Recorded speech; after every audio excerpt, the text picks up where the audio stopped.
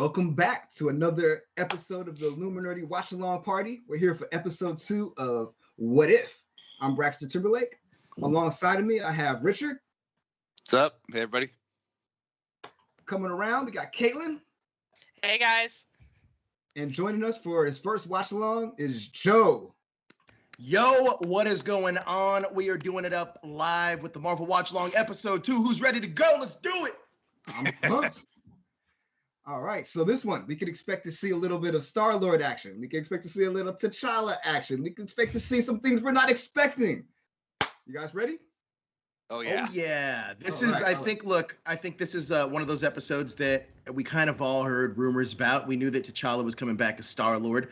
This was a big promo thing. So, and like, what an emotional episode, too, right? Chadwick Boseman's last performance in the MCU. So here we are. Well, 1 of 4. 1 of 4 Right. last. Right. 1 of 4 in the MCU. So we're gonna witness the first of 4 right here live with each other, which is pretty cool. Yeah, no, this one, I mean, this is going to be emotional from the day we found out Chadwick Boseman died anyway. And I mean, like, it's great that we get him back. It's going to be a nice tribute to him. And no, it's going to be a rough one, but it'll be fun. And a unique tribute, because it is not the T'Challa we're used to, or Star-Lord for that matter. No, yeah.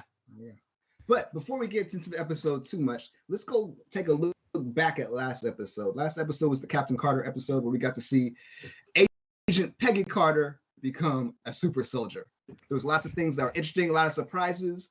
Let's run over a few of the highlights that we liked about it, and then we'll move on to today's episode. So, Caitlin, you wrote some really cool features about it this week. Can you tell us a couple of things about the episode? Well, I loved it, and I know Richard loved it because we talked about it a lot last week. Yeah, we got to see Peggy Carter really step up and become the superhero of the story in a way that we haven't seen before, when she ended up becoming the super soldier instead of Steve Rogers, with our exclusive being confirmed that the reason that was what happened is that Steve Rogers got injured. So we saw Peggy Carter just kind of full on kicking ass from the start, very brutal super soldier in comparison to Steve. I loved the integration of the sexism that you would expect in the 1940s with Colonel Flynn saying that she was lucky to be in the room, and then her turning that back on him with, no, you're lucky to be in the room. And then, of course, the monster that we are thinking is Shuma Gorath got introduced in What If? So that's pretty major. I mean, we know he's coming in Doctor Strange 2, and to see him pop up here first, man, makes you think What If is going to be very, very relevant to the larger MCU, which is very exciting. A little bit of a surprise, but very exciting. So, no, I thought it was a great episode. I loved all the wartime montages with Peggy Carter and Steve Rogers in the first Iron Man suit, kicking ass and taking names. And then there have been rumors that we're going to get a live-action Peggy Carter as Captain Carter in Doctor Strange 2. So I thought this was a really solid episode to start with. Hey, absolutely. You actually brought up a couple of cool points. Let's round about those points real quick. First, I was shocked, and you guys could pitch in, about the level of dynamic action and violence. Like, she was killing fools. Like, she was going for it. She was really going for it. Richard, what did you think about the action in Peggy's no-holds-barred attitude? Well, it just shows how different Peggy and Steve are, just as people and their backgrounds and everything. Because, like when you think about going back to Captain America: The First Avenger, when you have Steve there, he's not any kind of a soldier or a fighter or anything. He gets picked for the army basically for this program. But Peggy's been training for this a good amount of her life, and Right. Even though she hasn't gotten a chance to be on the front lines or anything, she knows how to kick a little bit of ass. So you throw a little super soldier serum in her, and all hell kind of broke loose. So it didn't really shock me that Peggy kind of laid the smack down on people a little more than Steve did. And I think she was a little more trained for it, a little more born for it than Steve was at first. But I mean, awesome nonetheless. And he got to see Steve kick some ass in the Hydra Stomper too. So that was some good stuff. No Yeah, doubt. if I may say, Steve Rogers can take a punch. Peggy Carter can throw a punch. Yeah, absolutely. That's a great way to put it. Joe, what did you think about the action, man? Look, I think that the What If series kicked off in great fashion. The animation, first of all, is amazing. I really dig this animation style. And we know that Peggy Carter and Agent Carter, or Captain Carter at this point, was going to be one of the flagship characters for What If going forward. I think it's cool that I like the way that we got introduced to the Watcher too. It almost feels like a throwback to those Twilight Zone episodes, like way back from the 60s. Yeah. I like that old school anthology, but the one thing I'm looking forward to is seeing that character evolve. Right now, he's been in the background, just as he is the Watcher, been in the background a little bit, but we know that he's going to get involved at some point. So that's what I'm excited to see too. I will say, to be 100% honest with you guys, and I might be the minority here in this, is that you know what? I liked the first episode just fine, but I mean, it wasn't something that I was super overwhelmed with, like, oh, this was the best thing ever. Like, I'm happy that Marvel dipped its toes into animation, but you know, I thought it was decent. I thought it was decent for what it was. I'm really excited to see tonight's episode and the rest of them going forward. So, look, if they set the bar here at Captain Carter, it's a good bar. And I think that anything above this is going to be, you know, is going to be really good. Let me ask, if Shu McGrath or whatever that was hadn't been teased in the trailer, would the episode have been better? I think hard so. to say. I mean, I feel like that's a little hard to say, because I think so too, because I think, look, the one thing that I think Loki did really well, and I think obviously WandaVision did really well, and even the Falcon and the Winter Soldier, I felt like everybody was talking about those shows more so after the first one would air, and I felt like there was less of that buzz here on the first episode of What If. And that may have been, you're right, Caitlin, it may have been mainly because we saw, you know, too much in the trailer. Maybe too much was given away. Obviously, Captain Carter was the big character that they pushed in the forefront. We all knew that one was coming. So there's definitely maybe a lot of that affected it as well. It's also Yeah, not necessarily the biggest. Sorry, I was just gonna say it's not necessarily the biggest change for a What If story. Yeah, there wasn't really like that much of a difference between, you know, Peggy's story as Captain Carter and Steve's story as Captain America. I mean, there was the obvious changes, you know, the whole Shu McGrath thing. I mean, I'm going to assume that's Shu McGrath because how many giant green octopuses are in Marvel Comics? Well, actually, there's so, I mean, it could be Shu McGrath. Damn it. It could be Shu McGrath, but it also could be the many angled ones, which are essentially his species. Who go around doing the same kind of thing. Shu McGrath is like the prime version of that. He's the, you know, the Hulk Hogan of the tentacled people. But there are the many angled ones, so it could be a very odd reference. Hulk Hogan and Shu McGrath. I feel like I don't know how you connected the two of them. But there you go. That was even the Macho Man Randy Savage's voice you did there. But you know what we have the super chat feature. You can go ahead and use that feature to help support us at the Illuminerdi. It also helps keep the lights on here. But you know what? If you super chat any questions, we will answer them as honestly as we possibly can. But thank you so much. Shu McGrath, he's not just like one of them. He's kind of, like you said, the primer in charge, right? So even if it was one of the other many angled ones, the fact that Carter killed or maimed it or something could be part of what chopped it up to calamari. Yeah, it was pretty like brutal. It looked like when she came back. I mean, could that be maybe part of how Shu McGrath comes into the bigger story if we see her in Doctor Strange 2, do you think? Yeah, I mean, we didn't see where she followed it to. So I mean, you could be absolutely correct. Right, or when, right? Or where in space and time, exactly. Yeah. And I'm just thinking with the Peggy Carter connection to Doctor Strange 2, like the rumors of her being Captain Carter in Doctor Strange 2, I just think that's too much of a it's a door that you can't not open. Like, because like there's no way I think that's not Shu McGrath with the rumors of him being in Doctor Strange 2, and now with the rumors of Peggy being in Doctor Strange 2, I think there's no way that doesn't, you know, come out to be that. I'm sure there's some sort of connection, yeah. Yeah, and it also makes me think that this whole What If series is really like a primer for Doctor Strange, much like Loki kind of was and WandaVision was before that. So like it's the next logical step. Like, this is Doctor Strange multiverse heavy. So and something interesting too. I'm not sure about this one, but Toku Kid in the chat said, could it be off-colored Hive, like the version from Agents of S.H.I.E.L.D.? Now I don't know a ton about Hive. Okay. I was still watching Agents of S.H.I.E.L.D. when Hive came up. Yeah. It was a very, very weird thing. I mean, it was Agents of S.H.I.E.L.D. It was all weird. I I don't know, because the version in Agents of S.H.I.E.L.D. sort of body jacked people. We didn't see like this huge actual full on Right. tentacle monster, and it He's more used more of Parasite. yeah. So that to me would point to no. If it's different in the comics, maybe, but I mean, part of it for me is it just feels like if you have this interdimensional being and it's tentacle based, and we already know that Shumagrass is popping up in Doctor Strange too, the dots sort of connect themselves there. Exactly. You know, it'd be interesting to see if these tentacles show up in future episodes too. So, Oh, yeah. yeah. Yeah, you know. Yeah, is this a one-off or is it going to come back for more? All right, exactly. All right. Captain Carter was in the past. Now let's look to the present because I'm ready to talk some T'Challa, Star-Lord. Joe, what are you most looking forward to in this episode, man?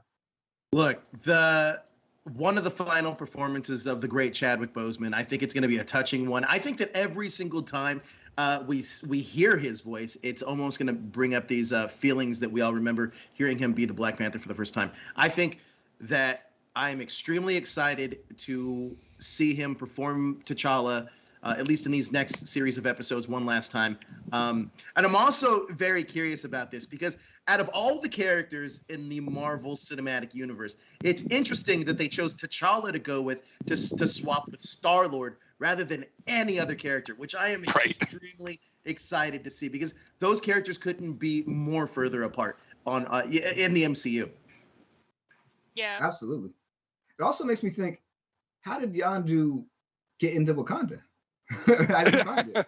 Well, we're going to have to find out somehow because he gets him somehow. And I mean, I was thinking about that, what you said, Joe, is that these two could not be more different in terms of character. I mean, you've got a kid from Missouri who's just, having fun listening to his Walkman, just jamming out to life. I mean, has a great time doing it. I wish I could live that Hold life. up. But his mom was dying. Maybe not jamming out. Okay, that's fair. I did cry hard when I saw Guardians of the Jamming Galaxy. out, enjoying life, mom dying in the background. It's fine.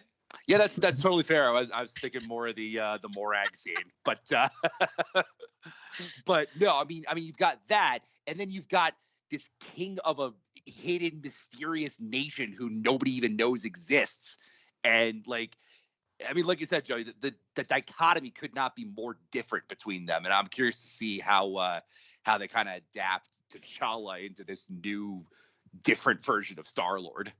Yeah, we got the strong, silent royalty type, and then we got the off the hinges, do whatever I like, improvisational kind of guy. So the a-hole. there you go. There you go. I wonder if this episode also will, much like the agent or the Captain Carter episode, kind of follow the first Avenger. I wonder if how closely it's going to follow Guardians of the Galaxy. Yeah, I'm definitely curious about that too. And I'm curious to see too if they keep on for the rest of these episodes, if they keep on following one specific movie or one specific storyline, and how much has actually changed with that. Because I mean, changing Star-Lord to T'Challa is a pretty big move. So I'm curious to see because Captain Carter, they're both at least in the same universe. They kind of live in the same world, at least Steve Rogers and Peggy Carter to an extent. But that's also. I was just gonna say it's also not a shock. I mean, it was even teased in the actual Captain America movie when she made a move towards the grenade as well. Yeah, exactly. Has Marvel officially announced the episode listings for What If, or does nobody know what episode 3 is? Or no? Well, I mean, from the press screenings, but they literally give the title of the episode right about now. Yeah, as it goes on. Which it's up now. This one's it's not shocking. It's called What If T'Challa Became a Star-Lord. So not shocking. We pretty much knew that was coming. The titles are not overly imaginative. That doesn't really shock me actually for this one, just considering it's based off stuff we sort of semi already know from the Infinity Saga and everything. So do you think they'll get more imaginative? I would think so once things gets crazier. Pulling the curtain back a little bit here, we're allowed to. We've seen. I've seen the first 3 episodes. I could say this. I think the show actually does get better, with each episode. Yeah, I mean, I really like episode 1, but I definitely think it. I think it raises the bar every time. Right. Right. And, And I mean, think that the stories get I think that the stories get probably more and more complex, and they head in different directions that you wouldn't see them going, which is exactly kind of what I want from a what if story, because I don't want something that's so predictable. Look, us here at the Illuminerdi, we dropped a ton of like what if news, but here's the thing: even watching it, it's still entertaining because like it still catches you in a way off guard as it should. Yeah. and they don't hold back on the surprises. No, totally. Yeah, I mean, like, probably one of my biggest complaints with one is if they hadn't, like, essentially spoiled the Schumacher thing in the trailer, that would have been the biggest shock of the episode. Yeah. I don't have that problem with 2 or 3. Right. Well, I will leave that conversation to you three because I haven't seen the second 2. Well, I will say our exclusive for the Star-Lord T'Challa one was that we will see Star-Lord kind of leading this band of reformed Ravagers. So let's Or see a how that good plays guy out. Ravager team. Yeah.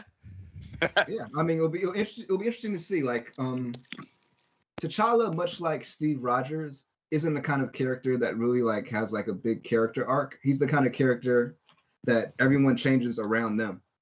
So it'll be interesting to see how the whole world of not the Ravagers and everyone else that they come in contact with, during the course of Guardians of the Galaxy, how they change from interacting with this character who's so resolute and really comfortable in who he is.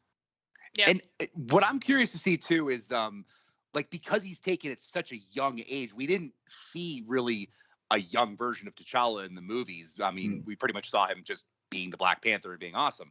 But he's taken when he's, I would assume, about 9-10 years old. So I'm curious to see like what the give and take is between his impact on the Ravagers and the Ravagers' impact on him as a kid. Yeah. I mean, I love the cosmic side of Marvel. I think it's I like when superheroes mix with sci-fi. That's always fun. So I think seeing like this, I mean, it's the perfect example of why this show had to be animated. Jumping from this like 1940s war movie to cosmic Marvel, you can't do that in live action. Between one episode, But I think that's the cool thing you can like you're saying, Caitlin. One of the cooler things you can do something with What If is like an anthology series like this. You can have a different theme every single episode. I mean, it's kind of what we got a little bit with WandaVision with the TV shows throughout the era, but telling that story. But this is so cool that you're right. We get to explore so many different sides of the Marvel universe, and then putting like just that spin on them. Like we know that like Marvel Zombies is coming, right? We know that like, but it's how they're gonna do it is what I'm excited about. Yeah. And it's I'm interested in the animation style too. What I really liked about the first one, the Captain Carter episode, was the throwback. I mean, it had shades of cell shading, it has shades of animated, shades of traditional animation, but also had like shades of these old Superman Max Fleischer cartoons, which were like really just pulpy 1940s type style. So I just wonder each episode how they're going to adjust with the different styles and tones of whatever the what if happens to be.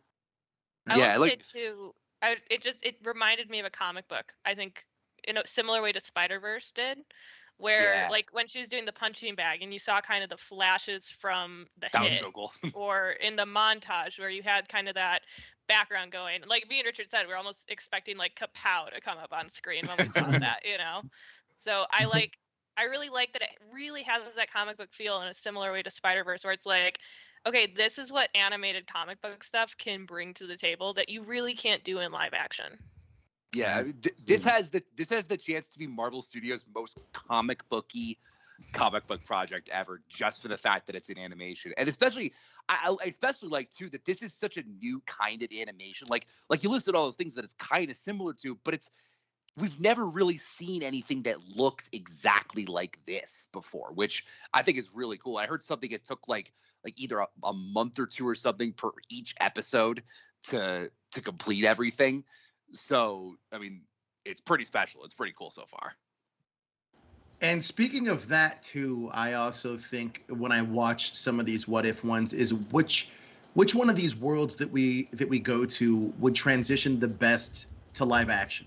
Yeah. And which one would look the coolest in live action? I think that, like, obviously with our first episode, that one was pretty easy to imagine in live action because they took so many of the things that happened in the first Avenger and they used them for this, which I completely understand. But this one here that we're going to watch tonight, the What If T'Challa Becomes Star-Lord, it's a completely different vibe. And especially those two movies. It's like a blended genre type of thing, which I'm excited to re-see again.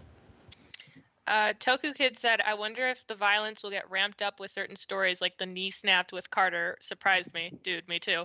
That Really was want to brutal. see the zombie violence. Yeah. I mean, based only on the trailers, the zombies don't look like the traditional Marvel zombies from the comics. Yeah. So I'm really interested if that's going to go, like, if that's really going to be the horror vibe for that episode versus all of the other episodes. Because, yeah, Agent Carter had violence I was not expecting, like punching his knee and snapping it in half. Or, She broke that like, dude's leg. yeah. Or like having the guy fall from the building and then kicking him into the wall to be sure he was dead. That made me laugh so hard last week.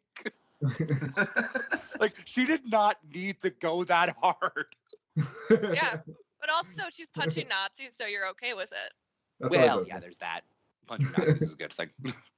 So Joe brought up an interesting thing. He was talking about transitioning to the real world. So before we get into the Star-Lord, let's pull back a little bit and travel into the real world of Marvel, because someone here has already seen Shang-Chi. Oh, yeah. Joe, you were at the premiere last night. I was at the premiere last night. Let's give us a little tease of what people can expect with this new Marvel movie coming up. Okay, so here's the deal. From beginning to end. No, I'm just kidding. So I will Here's say what this. happens. Let's start at the end. Start at the end. I will say this. Like, I'm not going to spoil anything, but if you're going in expecting to have, like, because it's being hyped as like this amazing action flick for Marvel Studios, and I'll say this, it actually lives up to the hype. This is probably one of the best, at least action films, and I will even go as far to say one of the best MCU origins I've seen in a very long time. I'm not going to get too deep into anything else about this because I want people to experience it for themselves, and I also don't want to overhype it because I think that, personally, I'm not going to lie to you. This is really pulling the curtain back here. So Marvel Studios, if you're watching, I am sorry. I went in with extremely low expectations, and here's and not for any particular reason. And personally, it might have been because maybe Marvel burnout, maybe this, maybe that. But, for Phase 4, this has been my favorite thing Phase 4 has put out yet. And I'm really excited to see what people think about it.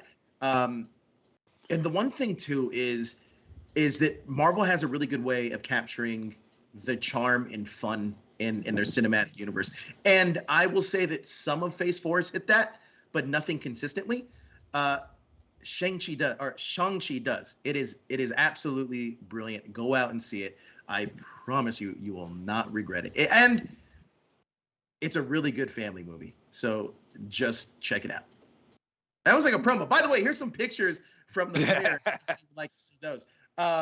So Daniel from the Illuminerdi was also at the premiere for Shang-Chi. We were both there representing the Illuminerdi. You can go check out some premiere video that we captured on TikTok. That is the.Illuminerdi on TikTok. So go check out the full videos over there. But we got to see, the film, and we got to talk to and hang out with some of the actors from the MCU, but not just the actors from the MCU or in Shang-Chi, but actors that have been that are in other MCU movies. One is going to pop up here, and she may look familiar to you guys. I hope I pronounce her name right. It's Xochitl Gomez. She's going to be playing America Chavez in Doctor Strange and the Multiverse of Madness. She is awesome, and she's really excited for the role. And that's all I can really share about the conversation I had with her. So that's stuff. it. That's good. Yeah. Nice. I'm excited. So wait, let me ask you guys a question about Shang-Chi. Talk to me about your anticipation level for this movie. I mean, it's Marvel Kung Fu. I'm here for it. Yeah, I mean, Me too. Like I'm excited to see. I mean, this is our first like real origin story movie in the MCU, probably in what 3-4 years or something, unless you count like Captain Marvel or Black Panther, sort of. But this is the first true origin story, it sounds like, in a good while. And it's our first new character of Phase 4. So and plus we get Abomination and Wong back, so count me in. I mean, that's interesting. Like, I have had a certain amount of burnout on the whole origin story formula. So I am interested, particularly with you saying that it's a really good origin story, how they're approaching it, how they're introducing this character in this world. Also, despite all the spectacle, the thing I love about Marvel the most hasn't necessarily been the action and action choreography. So that's why I'm really interested in. I grew up on kung fu movies. I mean, I can go deep into the well with you, and I'm really interested to see like how they adapt some of those elements up into the movie, and how authentic the action does feel. So I'm excited to hear the things about it. You know what? I'll say this. I think that like if you're a kung fu movie fan, this is right up your alley. Mainly because I was so impressed how they just nailed certain action scenes that are in this movie. Like you can tell that certain things, like inspirations for this movie, were some of the best action movies that you can remember from like the late 90s to the mid 2000s when it comes to kung fu. But the thing that this movie does that really impressed me is that depending on who's in the action scene, the fighting style is different. And I think that is something that I was just kind of like blown away by. Well, that's martial arts in essence, especially kung fu. I mean, you got to have your own styles and your own personality. So that's another going mark. Yeah, I like when the fighting technique matches the person. I always like that. Have you guys ever seen my crab style? I'll show it to you later. Right? Oh Lord, knock you out. I think I'm also just really excited to go into a new part of the Marvel universe. Like we've gotten a bit of the magic with Doctor Strange, but this just seems like a very different kind of magic. So I'm really excited for that. And I always enjoy when we go into new areas of the MCU. I think that's probably one of my favorite things is that this cinematic universe is so massive that we haven't even explored different corners. So whenever we go into those, I get very excited. Yeah. Last thing I'll say is I'm excited too to see, because this movie has the chance to tie back to some really, really early MCU stuff. I mean, the Ten Rings has literally been around since Iron Man, and I can't wait to see how they do that. And you've heard stuff that Trevor Slattery is going to be back, and everyone's favorite character. Yep, the fake Mandarin, and I mean, like, it shouldn't have come as a shock to know that they would be bringing in the fake Mandarin into the movie with the actual real Mandarin into things. That's hilarious. It's great. I can't wait to see how that turns out. But I mean, I was just gonna say, Marvel's retcon skills have been on level 10 this whole year. Like they've been trying to go back and everything that we thought is bad, they're like, look, it's good. We're shining it up. We're shining it. So it's gonna be interesting how they work that one. Yeah, didn't you love? They're like, look, Age of Ultron's super relevant. Everyone, no. Age of Ultron does continue to grow on me every time I watch it. Yeah. Am I the only one that's in the minority here that I actually like Age of Ultron better than the first Avengers movie? Me too. Ooh, okay, good. Okay. Me too. All right. Me too. I mean, before we go too sidetracked. I like it better. Yeah. I enjoy it. Dislike it as much as I did the first time I watched it. My issue with the first Avengers is the first half of it feels like a TV show. It was like it literally feels. I'll give you that. It feels like a CW DC Comics team up. I will, just with a budget. I will cop to that because it does take a stupid amount of time for them to like stop the world from ending. Avenge to assemble. Yep. Yeah, no doubt. So, I mean, with that being said, all the Avenger movies have kept going up and up. So, it's going to be interesting to see what number 5 is going to be like and who's going to be involved and what characters we know and don't know so far are going to be involved. But how long it's going to be till we get it. True. Yeah, let's and who see the roster is going to be. Right. Yeah, exactly. Like Shang-Chi could be in that movie, and friggin' people from What If could be in that movie. Sam Wilson. Sam Wilson at this point, they better be. Yeah. right? Yeah, right. We should almost have a poll of like just amongst ourselves of like guess your Avengers roster for Your the core next roster for Avenger 5. right. It's almost like a draft, right? At this point, Yeah. now it's a draft of who's going to be on your Avengers team. Right. But we're not assuming young Avengers. We're assuming like full-on Avengers, right? Yeah, I feel like That's the what I rules assume. should be like if they have been introduced as canon in the MCU, they're on the table and they're draftable if they're still alive. Like I feel like that should Okay. be, and you have a roster spot of like 10, right? Okay. I feel like now I'm just creating this fantasy football / Avengers. Yeah, thing. So you know what? Totally. Maybe we could do like a whole thing for that. definitely. I like That'd the be sound fun. of it. I like the sound of it. All right, well, let's wrap this back around to what if, because it's almost showtime, guys. Oh yeah. So we're gonna get into what if. The episode's called T'Challa Became Star-Lord. The description says the rough and tumble space pirates known as the Ravagers abduct T'Challa instead of Peter Quill. Are you guys ready for this? Yes. Oh yeah. Let's do it. This is gonna be a All good right. one. So what I want everyone watching and us as well to do is to get ready, get your headsets set, get your finger on the button because I'm going to give us a countdown in just a few, so we can all be on the same timetable. Do we go on 3 or do we go on go? Oh, interesting. Normally we count it down from Usually 5 or go. 3 and then go. Yeah.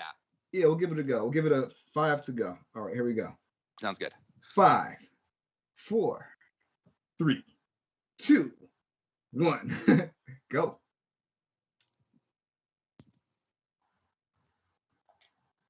All right. I love that intro music. Never skip the Right. intro. Oh God, no! Who do you think you're talking to? Disney Plus.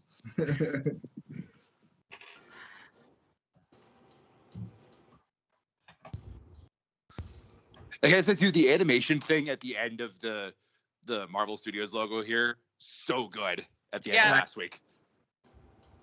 That's a fun little way to drop you into it. Yeah, right. You know here, what's right here. crazy though is I love this. I love how that's done. But like I mean it's crazy. I mean it's been such a long time I'm sure since a lot of us were in an actual movie theater with fans. Oh, yeah. But you see that Marvel logo come on with an actual group of fans, it is crazy. It's like a I don't know like a wrestling match and like The Mhm. Rock just came out or something. It's insane. I will say I went and saw Free Guy in a theater with fans on Saturday night.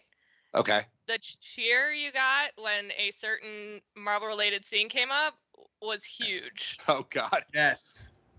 No, the one I remember, the Captain Marvel opening was the first one after Stan Lee had passed away. Yeah. I think my right. theater had a standing ovation during that because it was all the Yeah. pictures of Stan Lee in the logo. I totally remember that. You're right. That was amazing. By the way, so for a lot of you guys that don't know, a few of us have already seen this episode, but something that's different that I'm not even sure if you guys noticed, if you guys had seen this on a screener, was that in the screener, the credits weren't in this episode. And now that I was just watching it, I was able to see like all the actors that were portraying and coming back to reprise their roles, which when you're watching it through the screener, you questioned like, oh, wow, was that so-and-so? And then here we are. You're able to find that out. To be clear, I'm the only one that hasn't seen it. So I like that where it was like a reflection that he stepped in. I like that. That was probably one of my favorite animation moments in this. okay, all right. Not to say it's like the best. I just enjoyed it. Jeffrey Wright is perfectly cast, man. They got to bring him into live action as the Watcher. That would be Well, dope. that's new. We haven't. Wow, seen look, him usually like T'Challa's that before. smarter than Peter Quill. Well, that tracks.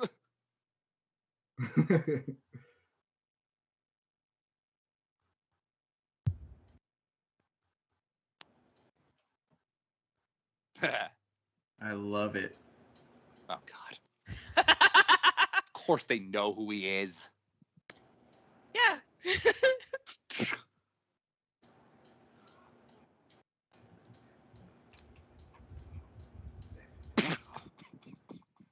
This is so crazy because this dude, like, he's so the opposite in every other time I see him.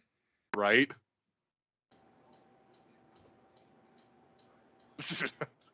So just trying to look at Star-Lord's Star-Lord T'Challa's design a little bit. I'm trying to look at that jacket. It still has that. It has that Wakanda influence on it, huh? It looks pretty Yeah, cool, it's man. got- You're gonna see a lot of people cosplay that. Yeah. It has the because he's wearing the necklace, but it also looks yeah. like it has it as part of the actual coat design, which is very cool. That jacket is pretty sick, That looks awesome. The purple is good. right? Well, purple is royal. I like that shot.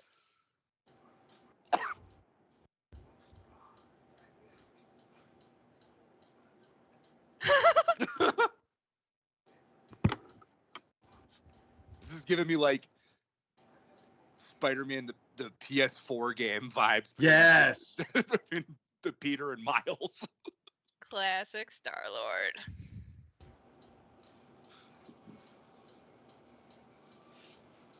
Talk about a dynamic change. They actually know who he is. Right. Yeah, he didn't even introduce himself. Ooh. Yeah, it's even on the back of the coat, so it's fully the necklace being integrated into the coat. Man, I really like this animation style. Yeah. It's Mhm. super cool.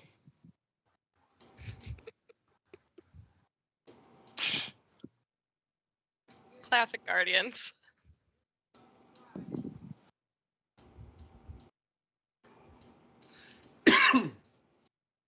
You're gonna ask that? Yes. Right. The arrow.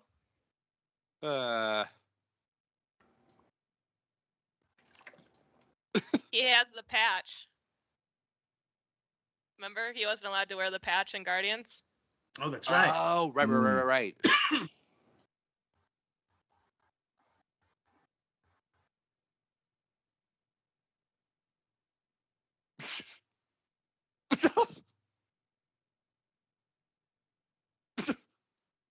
Hey, have these two characters have never interacted in the MCU, right? I guess No, they God, could. no way, because Yondu's never Right. been to Earth. Well, he died before Infinity War and Endgame, He did, which is yeah. when that could have been a possibility. Was the ship called the Mandela? No, that I didn't even notice that. Oh my God, it was called the Mandela Yeah, it was called the I might have- Mandela. instead I of the saw It that, was Milano. called the right? Mandela. I just realized that was myself. Wow.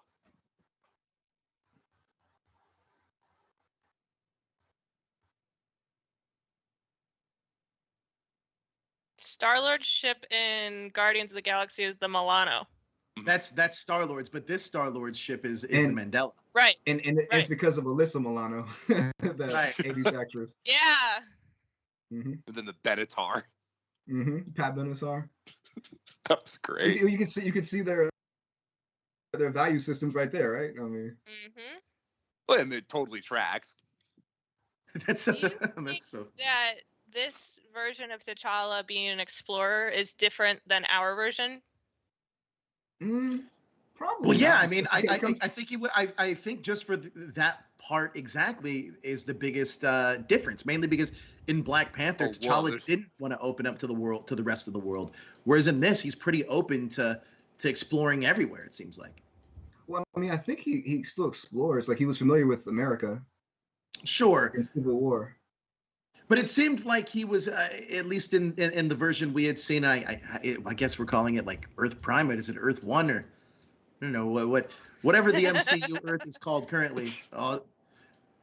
It's Taserface. Yep. I'm Yeah, sorry. Dave I is- love It's I love the way he Taserface? describes. I love the way he describes them. 2 C holes, 2 ear holes, 1 mouth hole. It's like you have that too. That is Taserface, right? Yeah. Yep. That's totally Taserface. But I was gonna say one of the biggest differences that I felt like T'Challa in the MCU, in the other MCU version, the Black Panther version, he's not so willing to help out everyone else with this technology, whereas here he seems like Yeah. he's pretty willing to share. A little Well, more we also isolated. didn't see him when he was a kid, so that Right, might right. Right. have changed over time. Also, Yandu still had the Ravager colors there. So did he lose them because of Peter Quill? Because of like Peter? This, I right. That assume might. so. So then Yondu's entire outlook may have changed. Yeah, yeah. Not Yeah. just this reform under Star-Lord, but just his mentality in general as well.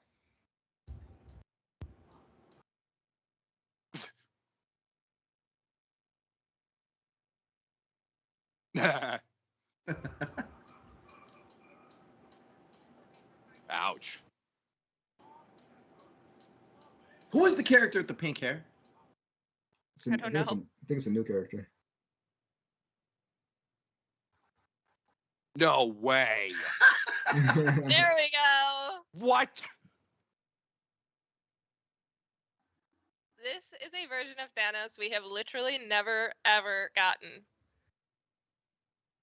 A non-murdery Thanos? I wouldn't say that, because he still very much thinks his plan would work. Just a good version. Yep, there we of go. Thanos. There we go. You know what though? This is more of the philosophical side of Thanos. That What? we explore. Look, it's Drax. He's a bartender. But that is not Dave Bautista, unfortunately. Nope. It's interesting. He's a bartender at the same bar with Thanos was saying because I guess none of that stuff happened. Because Thanos didn't Yeah. kill his wife and daughter. So is that Yeah, one exactly. thing that that's one thing that I always find fun about these two is figuring out where the what is it called the Nexus point? nexus point was. No way. Yep. With hair. And a body. Yeah, that's what should be noticed. All right. That's weird. Nice Yeah, Thanos. I didn't even. She's a blonde? Yeah. Mm-hmm. Yeah, the only change she seems to have had is by her eye under the hair.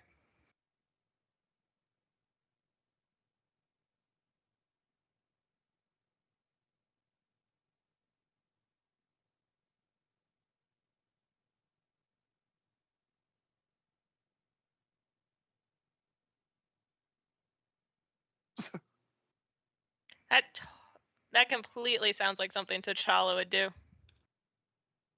Save everybody else's homes because he lost his. Mm-hmm. Yeah.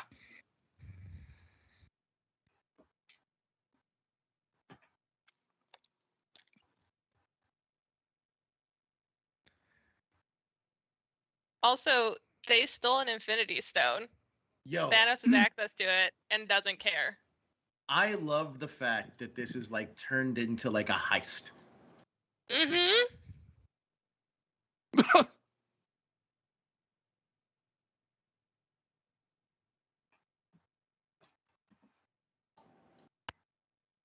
I want to know what Nexus event led him to getting ripped. I was just thinking that, Richard. I was Because we've seen him in the Just thinking. previews, and what the hell?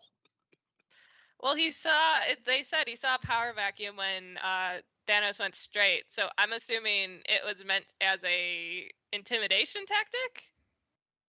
I'd assume so.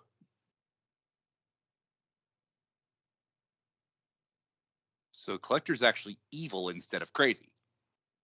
I mean, was the Collector ever not really kind of a sketchy bad guy? Because he did collect folks.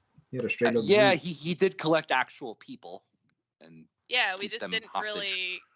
Yeah, we we didn't get really enough background on him. We didn't reference it that much because he was an ally. Yeah, he's only in the MCU for like 10 minutes. Who, the Collector? Yeah, right? Is he? That's true. I feel like I've seen him more. Maybe it's over the course of like 3 movies. That's why. We've seen his. He was in the post credits of Thor, a few minutes in Guardians, and then just in Infinity War, and that's it. And we've seen his. And in Ragnarok, he's also in. Oh no, he's not in Ragnarok. He's not in Ragnarok. No, that's just Grandmaster. Yeah, that's right. That's right. Yeah, we have more Grandmaster than Collector. They're brothers, right? Collector and Grandmaster. In the comics, think- yeah. Yeah, is it brothers or cousins? I think brothers. Okay. I love that it was the hero is also another indication of how different they are. For Peter Quill, it's Kevin Bacon. For Oh, yeah, T'Challa, right. Right. it's Robin Hood. That makes so much sense. Great hero named Kevin Bacon. Approximate midnight. And that's Proxima Midnight. Carrie but Coon? yeah, that was like one of the children of Thanos. Yeah. Oy. Jesus.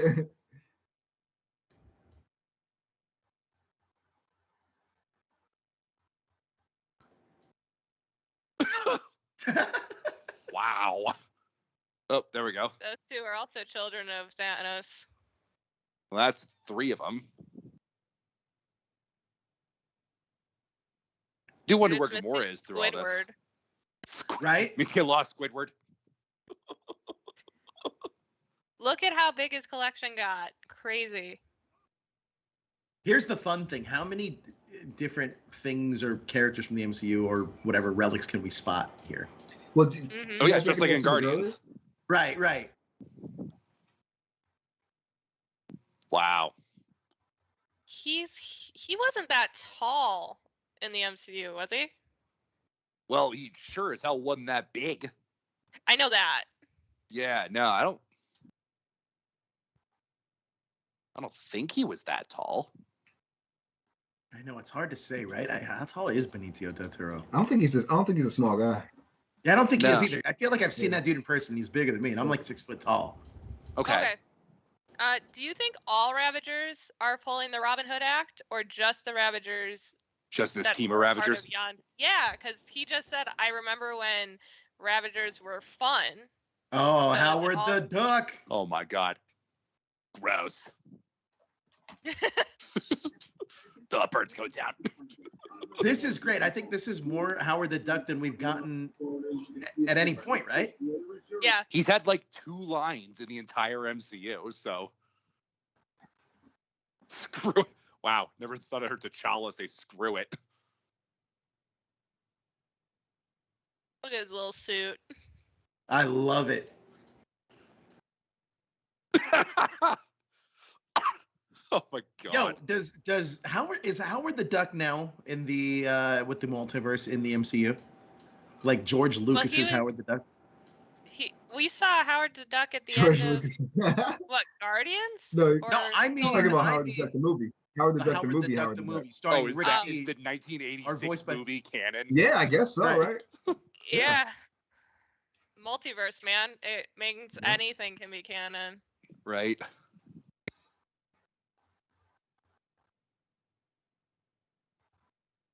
Dude, Did he just say dude?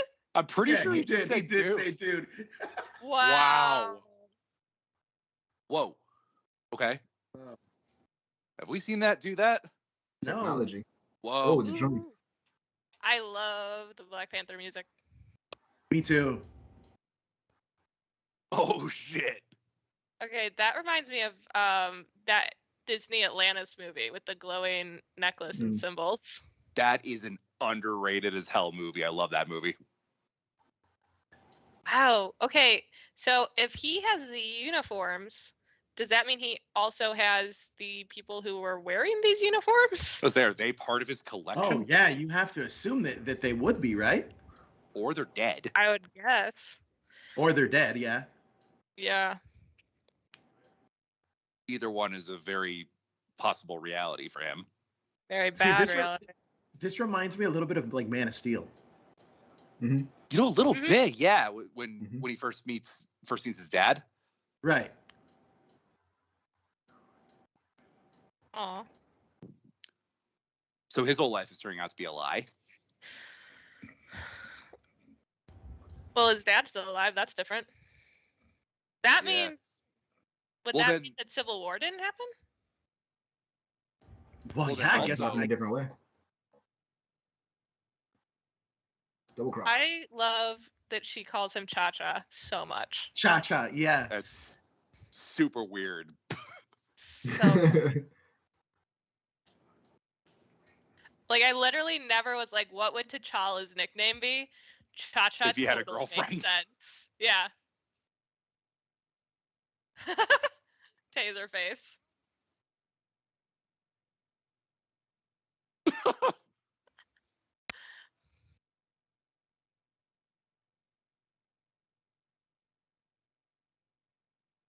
Did he have all those cuts on his face in the?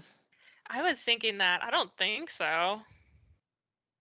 I was actually just thinking that myself, and I can't honestly remember. I have to look at that. Yeah.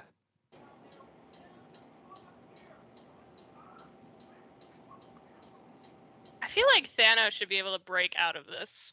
You would assume so. You would think going straight took away all his strength, right? Damn, that hurts. You've known this guy for a day, dude. I'm so curious about what happened to that character because he is completely different too. I mean, he's so stoic and harsh when we see him in Guardians, but also when we see him in Captain Marvel. I laugh on the inside. Good one, T'Challa. Oh, there's Squidward. Squidward. Yeah. That's the girl that was in Peter Quill's ship at the beginning of the movie. That's the girl that tries to use the Power Stone and Power goes Stone and kablooey. basically Mhm. incinerates herself. She kind of goes kablooey, yeah.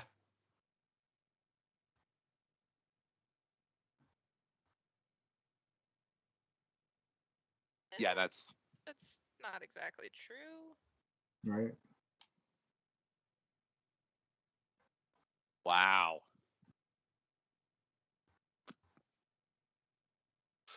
They were having like a sass off. That was amazing. Yo, the animation on the Black Order is like a step up of everyone else. Mm-hmm. You are the worst. Whoa. He's so weird. Double T'Challa's my cross. best This friend. is So- great. This is Triple like car- this is such like a classic heist MCU story. I It's mean, like this is Ant-Man very meets good. Guardians. Right. It's like Dang. Ocean's 11 meets Guardians of the Galaxy meets Black Panther. This is awesome.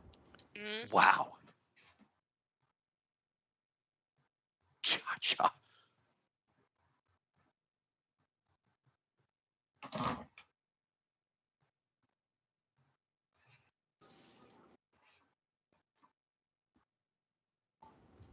I would Triple love cross. this version of Thanos in live action. I would have Right. loved this version of T'Challa in live action too. Yeah. And That that would would have be been cool. great. Do you think the Collector has this in MCU Prime? And do you think the Embers of Genesis will come into play in MCU Prime? Good question. Hey, quick question. I mean, this is a.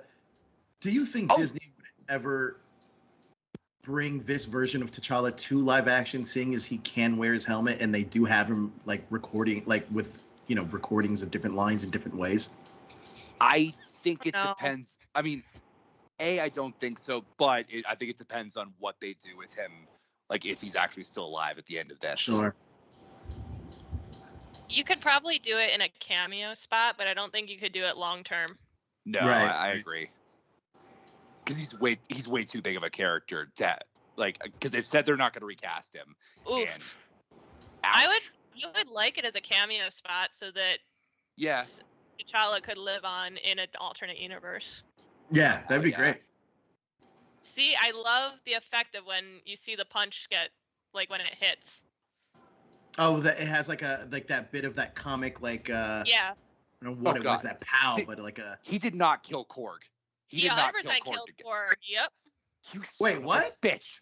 That's Korg's arm. That was also there's Captain America's shield. There's Thor's oh yeah. hammer. Oh, Okay, right, he's got to right. die. He killed Korg. It's the Dark Elves. Oh God, Hela's helmet. His helmet, yeah. So Asgard's gone, Yeah. right? Like that's what we're getting from this. Yeah, so in this universe somehow the collectors Yeesh. it's really worked out really well for the collector in this universe. Yeah, I mean, basically he was Ragnarok. Yeah.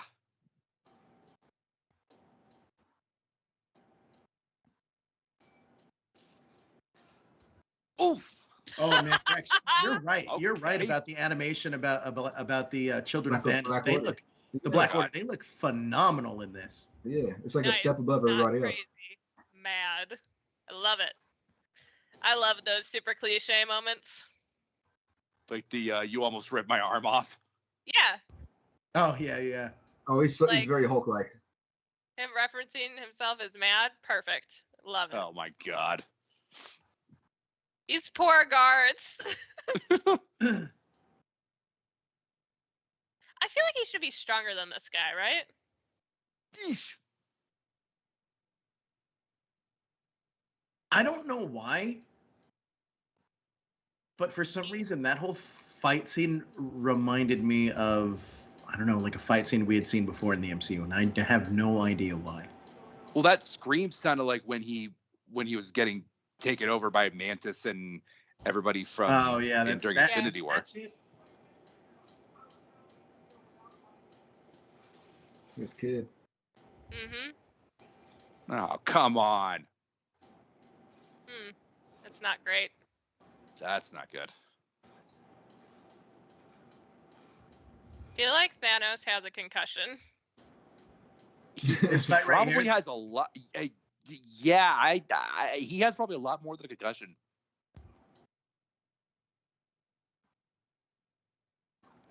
Wow. Okay. Man, this guy sucks. Oh boy. Dum dum. No, no. Oh god. Wow. Tentacles. Full Well, on murdered. Love He's it. dead. That's more of like a beanstalk, right? Yeah. That's some Jack and the Beanstalk shit right there. Okay, I loved how he picked her up and was running. That was cool.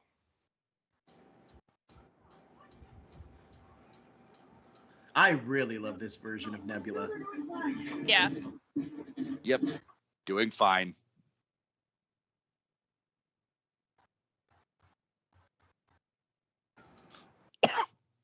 So it looks like the collector's got cybernetic enhancements. Yeah, I'm curious to see where that's from. You lied to me. You're a liar. You get the worst job. Yeah, that's fair. Wow. Don't ask that. Yes. Oh crap. Oh, Oh, that's awesome. That's really that's a another total moment. comic book Perfect. shot. Yep.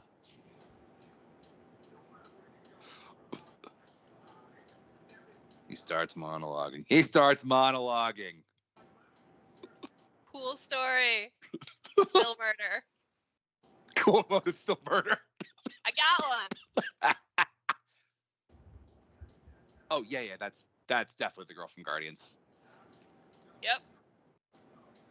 Instead of the power ring, there you go. Oh god. Oh wait, that was one of the Ravengers. That was the one that Michael Rosenbaum played. One of the Yeah. Ravengers in this. Or maybe Oh, it just yeah, looks like yeah. right? That might have been. We need a freeze I- frame on that last shot. I know. Yeah.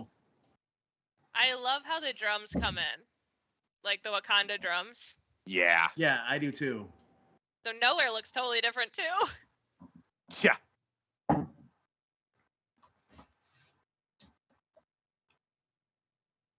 Wow.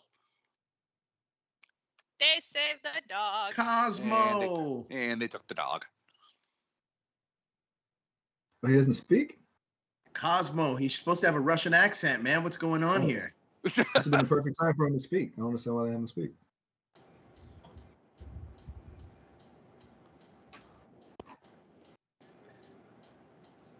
He's very forgiving. Yes. Yeah. I don't think I'd be this chill about someone lying about my entire family being dead. His whole life is a lie. A little bit.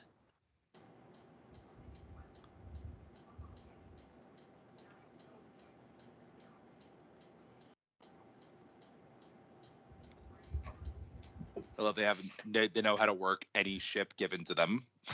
Well, to be fair, it is the Wakanda ship. Well, yeah. So T'Challa probably did learn it. I was thinking more Yondu than T'Challa, but yeah. Okay. He goes back. This is such like trippy imagery. All these That is aliens. so weird.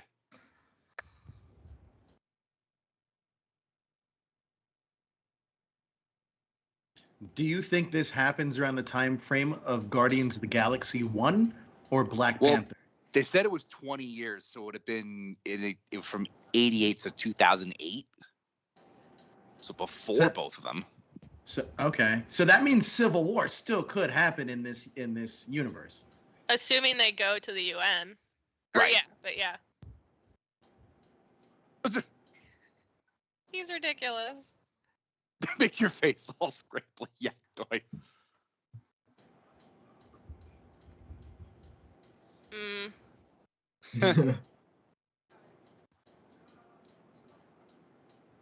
Wow. Yeah, sure. Let's go with that. I love that. Oh, God. Don't tell me. You gotta. Come on. Look at the headphones. You know, jamming it up. What the That's how you end the episode. Too bad this might be the end of the world, but that's a different story. Cool. Twilight Zone. Right? Oh. Nice. That's a nice touch. Yeah. That's a good one. Wow. I love that we get the concept art. I do too. This is probably some of my favorite credit scenes out of any of them. Yeah, it reminds me of like The Mandalorian. Yes, 100%. Yeah. From what I've seen, yeah, absolutely. I know that's from the comics, but I love how they incorporate the Watcher into the sky.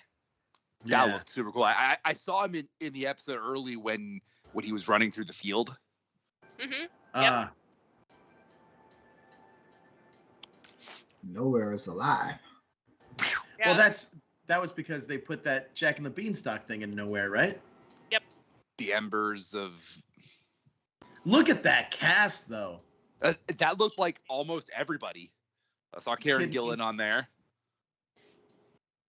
Jeez. Wow. We did it. We got through episode 2 of What If. Nice. Did you get a post-credits or anything?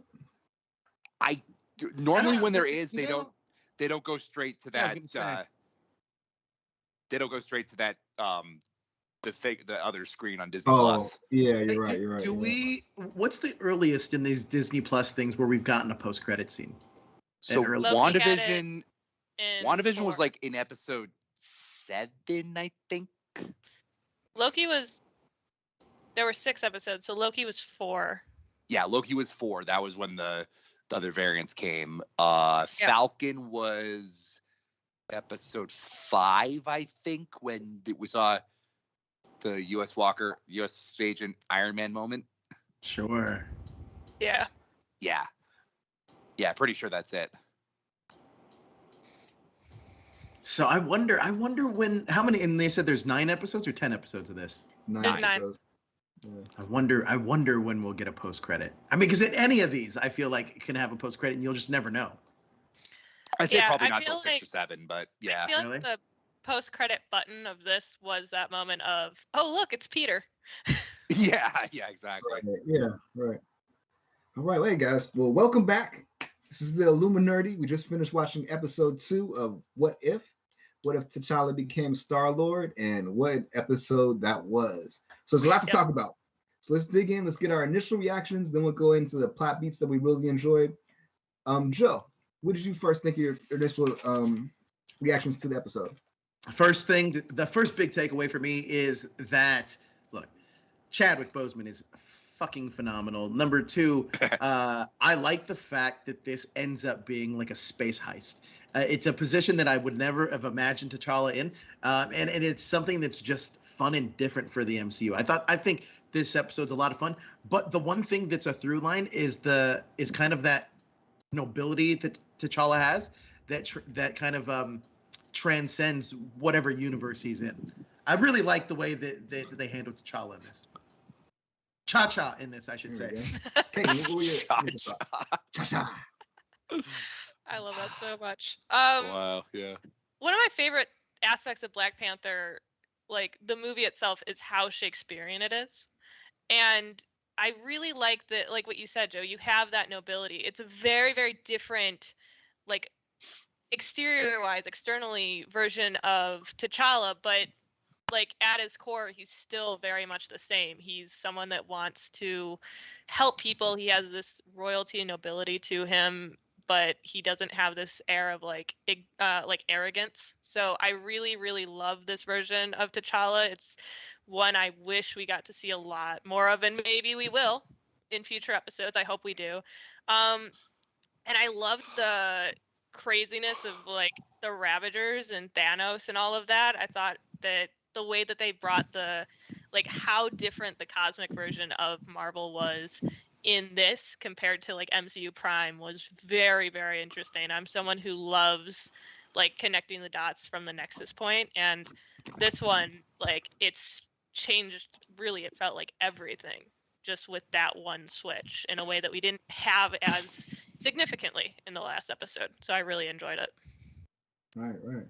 Richard, what are your thoughts on T'Challa in the episode?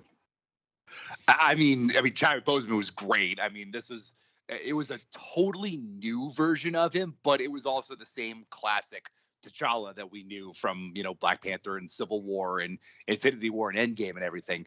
And it was really cool to see, what I was mentioning earlier, who would have the influence on who. And it really was, T'Challa and the Ravagers both having an impact on each other. And, I mean, Thanos coming in as a semi-weird good guy, that was super trippy. But no, I mean, this was a crazy episode. And kind of going off what Caitlin said, I love the fact that this time around they were able to kind of dive so much more into the cosmic stuff than even they were able to in Guardians of the Galaxy. Because, when you think back on MCU history, that was only the second movie that really, largely took place off Earth, and the first one to really do it completely. So they had so much more to be able to work with this time around, and they used it really well. Hey, so before we get into what you thought, Brax, give me 1 second here. So for all of you guys that are watching us and have also experienced watching this episode 2 of Marvel's What If on Disney Plus, chime in the chat. Let us know what you thought of this episode. We'd love to hear your thoughts. Also, we have the super chat feature available. And listen, you guys are troopers. You guys are watching us live. Let us know where you're from. Let us know where you're watching and streaming this from right now in the chat. I am currently in Los Angeles, California. I know, Caitlin, you're also out here in LA. Brax is up north in Northern California, and you got Tahoe representing Tahoe down here. Richard's down here. So let us know where you guys are from in the chat. Somehow we're all on the easiest time zone to be able to do this. Somehow it all starts. it starts at midnight for all of us. Yes, I will say I don't miss East Coast time doing watch-alongs. I honestly don't know why Disney doesn't drop this at a more reasonable hour. 8 o'clock. Yeah, even 9. Do midnight Eastern time. That I think would work. I feel bad for the people on the East Coast. Oh, we already got our first comment in here from Color Street Cross Cycle Field. They love the episodes, not good. I mean, they loved the episode, it seems like. So there you go. There's our first little chiming in. Speaker of words, why is Cha-Cha? That's a great question. Why not? That's the best nickname ever. Are you kidding me? I got better. Who is Cha-Cha? Why is I'll do you one better. Why is Cha-Cha? What is Cha-Cha? that is one of my favorite improv moments ever in the MCU. I mean, Dave Bautista nailed that. So good. Hey, well, you just remember it because it doesn't seem like he's coming back. So Brax, fill us in. What were some of your bigger takeaways from this episode of What If? Oh, I got a lot. But everyone kind of mentioned T'Challa, so I want to stay on that track. For me, I was expecting this episode to be more of even Richard might have brought it up as well, more of kind of a tearjerker, maybe like a little sadness to it. But really, I found his performance and his presence to be more inspirational. I never found myself like longing, it was just more almost like a celebration of the character, and it was more uplifting to sing it and kind of remembering, wow, like this is what he brought to the MCU. Yeah, and I think the thing with that too is because when he recorded this, nobody had a clue that this was going to be his last performance. I mean, I don't know about you guys. I didn't know literally anything until the day he died. I'm like, what the hell? He died? And the producers, I think, also talked about like they had no idea he was sick when he was recording this. I think I heard something that Kevin Feige found out like a day or two before he passed away or something. It's crazy. I mean, credit to him for all the hard work that he put into this character and the care that him and Marvel had with T'Challa, because I think that's something. I mean, I remember them also saying something along the lines of after he passed away, they did have to alter this performance a little bit to be not as goofy, I believe, or not as comical. Was that one of the things that they did with this episode? I remember hearing.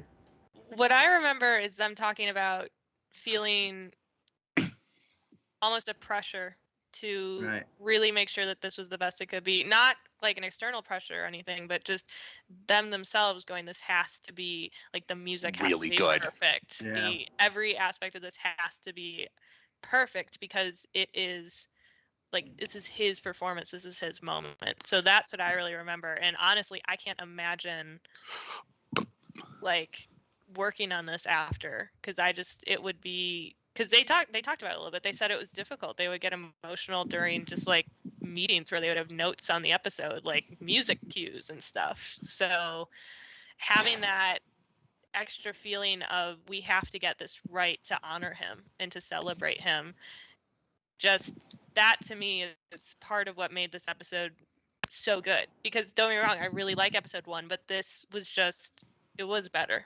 It was a better episode. Yeah, I mean, it had a great spirit, a great feel to it. I'm really interested in, because they said that there's more, or Kevin Feige said that there's more performances from him in this series. There's only 9 episodes, and typically it seems like each episode's kind of a reworking of a movie. So I wonder if we're going to get that reworking of Black Panther, because that's something we haven't reported on, so we don't know as well if we'll get a new version of Black Panther coming. So. Well, we saw in the trailer and we reported that we're going to get the Killmonger friendship with Tony Stark. Right. And from the trailer, we've got Killmonger saving Tony in the beginning of Iron Man 1. So spoiler alerts, by the way. I wouldn't be, well, it was in a trailer. So I wouldn't be surprised if we saw T'Challa in that in some capacity. Maybe the zombie episode? And then I'm like, again, based on the trailer and based on that leak from someone, I don't remember, about the Guardians of the Multiverse. Right. I feel like we're going to get this version of T'Challa again, which I'm really like hoping for and would be excited for. Yeah, like the thing that I'm really interested to see going forward is, I mean, with these 2 episodes, you can't really tell just because they take place in such vastly different parts of the universe. But how is it going to all connect together, like to form one cohesive story? Is it going to be like each episode is a reworking of a movie and it kind of like works in naturally? Or is there one larger narrative that's everything's playing towards that we're going to find out about in later episodes? I think that's exactly what I'm excited for, Richard. Is that exactly, because how what is the through line that's going to connect them? Right now, the only thing that I think that are any indication of what that connection is the Watcher. And I think that once we start seeing that character start stepping more into the forefront, that's what I'm excited to see. Because just like at the end of this episode, I don't think it's a throwaway line when he says that and this could be the end of the world or whatever, but that's a story for another time. Day. Because I think that, one of those stories for another day are going to come to fruition, and something has to happen, I feel like, where he's going to have to step in and do something. Yeah. I would love to see that story, by the way. Grabbing Peter Quill. Oh my God. Like, that's such a good tease at the end. It's like, oh, by the way, maybe the end of the world. Don't worry about it. What? Sorry, what? Run that by me again. But you know what was cool too about this is like we got Ego. I thought that was like, I mean, I think it was you, Caitlin, or one of you guys had said that like that scene with Peter Quill at the end of this would have been our post-credit scene had this been like an MCU like movie or something. Right. Yeah. Which that was a lot of fun, and Kurt Russell came back for it. Right. Be curious to see how much more he comes back for, but Well, and I think I'm like, that was the Dairy Queen that the flower was That was planted it. behind, That was- right? yep, that Like, was from the Absolute beginning of Dairy Guardians Queen. 2. It was great. No Yep. doubt. So another interesting thing about this episode was the reworking of each different character. We saw had a lot of surprises, and each character was definitely not the same that we saw from the movie versions. We could start off with Jisman Hinsu's character. What's his name in the movie? Korath. Korath. Thank you.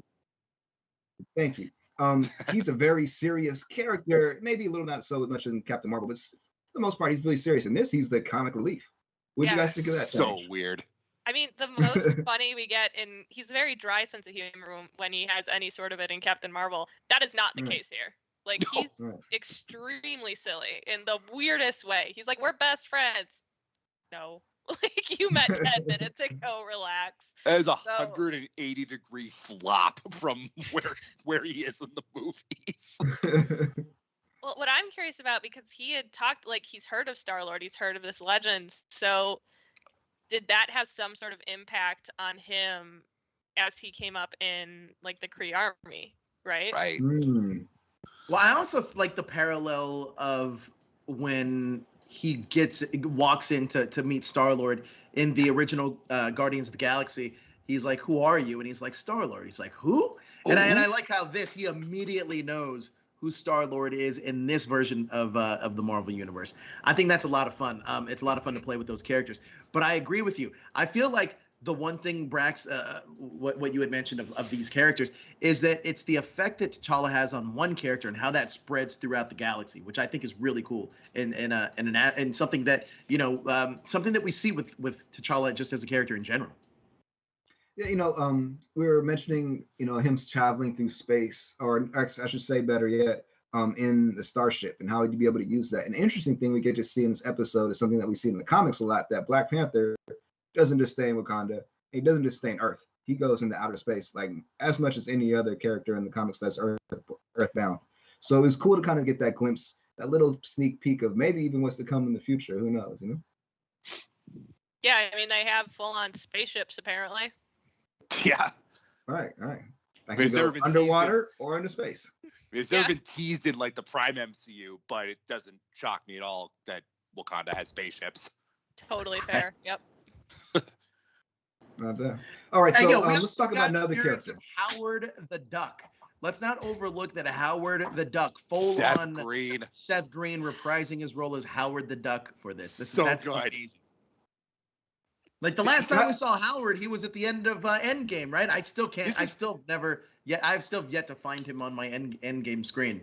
But So two things. He pops up right next to Wasp when she comes in Endgame. So when Wasp comes up, Does watch out for him. he? Yeah. I didn't notice that. Okay. Yeah, and this has got to be more screen time and lines than probably the rest of his MCU appearances combined. Like that was amazing. Has to be that. And by the way, what a fun character, right? Like that's a fun character that I would have never expected to see in the MCU again. So I'm so happy that they're bringing characters like Howard the Duck back, which makes me wonder what other kind of cameo characters that we've seen in the past from any really Marvel universe, cinematic universe, they could pop up in this show. Right. That's a great question. Absolutely. The thing that bothered me most about Howard the Duck, though, was like the talons or like nails that were coming out of his feet. Did you guys see that? His feet were No. weird. He legit has talons that come out of his like flat feet. It's kind of Yeah, weird. it's weird. His check it out feet again. were very strange. They didn't look like duck Yeah. feet. They definitely weren't duck feet. Yeah. All right, no. another big surprise we got. Thanos. Let's talk the big purple Wow. bad guy. And he was definitely different. Richard, what are your initial impressions of this new version of Thanos? That was something I never thought I would see in the canon MCU. I'll tell you that much. I mean, like a Thanos that didn't go all in on universal genocide, and he's like does things good. Like he fights people to actually destroy evil, and he's a not half bad dad to Nebula. It's talk about a change of character. Talk about reworking everything we thought we know about Thanos. Right. And he had to have stopped pretty early because we did not see Gamora. Nope. Yeah, great Mm-mm. point. Great point. There was no Gamora, no Rocket, no Groot, no. Yeah, well, we like- got the. Like you said, Richard, Nebula was mostly intact. She was mostly an alien person. She Yeah. she just I had love like the that cybernetic Richard- around the eye. That's it. I love that Richard's like, she actually has a body. This is so weird. I was laughing so hard. Oh my god. No, Yeah, I remember watching that and that happening, and I had to stop it. I was like, no, what? So I was waiting for Richard's reaction, and it did not disappoint. But I think this is. Glad I I think could this. You guys are right. This is a Thanos we haven't seen yet. It's way more the philosopher's side of Thanos that's kind of explored and touched upon that we see a little bit in Infinity War, but we get I think we get a better understanding of Thanos a little bit through this episode. Yeah, You know- because I mean, you know- I was just gonna Okay. say he even said that the reason he like changed tactics is because T'Challa's argument was you can still help to make sure the universe doesn't like have the overcrowding destroy it. Just instead of wiping out half the universe, help cultivate enough resources. Yeah. So the fact that someone had an actual philosophical debate with him instead of just trying to punch him, it's kind of that moment of like, hey guys, maybe a different tactic could have helped us with Infinity War and Endgame. I mean, he may have just been too far gone at that point, but Yeah, like that could be one of the reasons why they picked like we've been wondering why they picked T'Challa to be Star-Lord. Maybe he's like one of the only people that could reason with him on a philosophical and emotional level to not, wipe out half the universe to try to fix things. how Do you badly think- do you want to see that scene? Oh Do you god. think that the MCU Black Panther T'Challa could have talked Thanos out of doing what he did with all the gems? I think, like someone just mentioned, I think it was too far gone by that point. Because remember, by that point, there's only one way out of it, right? Sure. Right. But but one thing I did think about though while we're watching it was I wasn't necessarily thinking about like what was Thanos' motivation within the story. I was kind of thinking of it more like what's Kevin Feige and Marvel's plan for Thanos, because he is one of the most popular bad guys. Like my mom knows who Thanos is if I said it right. So seriously, so like and we know also that he ties into Eternals, isn't he? Athena's son. Is that So right? I know for sure. I know for sure he's Star Fox's brother. But I don't know if Star Fox is in this movie. I believe it's Athena's son. I believe it's Athena's son. So if he does appear in it, he would appear in it pretty young, and they could kind of have a softer reboot of the character that way as well. And they could be just priming him to show up in the MCU again, because the comics he does actually come over to the good side for sometimes. So I just looked it up. They're cousins, Thanos and Tina. There you go. Yeah. Interesting. See, like, let me ask you guys this, and in chat, please chime in if you'd like. Do you think that the MCU is done with a live-action Thanos? I think What If That's a great is question. priming the MCU to bring back a lot of characters. I think they could possibly bring him back in Eternals with those connections. Maybe like I've heard rumors of maybe a younger Thanos, like them kind of looking back at his history in the MCU. I don't know about like if they would continue his storyline, but like Caitlin said, What If could set up a lot of stuff. Right. Yeah, I mean, there's the rumors of Captain Carter, so that's bringing back Peggy Carter or a version of Peggy Carter. Having this version of Thanos would be super interesting because I would love to see this version of Thanos interacting with Gamora and Nebula. Or like the Thanos Nebula of What If interacting with that Gamora and Nebula, because it's that moment of what, like, if we had run into someone that had actually tried to help, or if we had, like, what could we have done that would have resulted in this? So Yeah. because I love having that sort of internal drama, and I think What If sets up that possibility in a very interesting way. And this is the perfect opportunity to bring back characters that have died in MCU canon and now don't have to be dead anymore. Absolutely. Hey, And quick actually, question our, for you our, guys. our super producer Shay put a great comment into the comment section, and he said Secret Wars, and that would be an amazing way, just like Caitlin was actually just explaining, to bring back Thanos and other characters.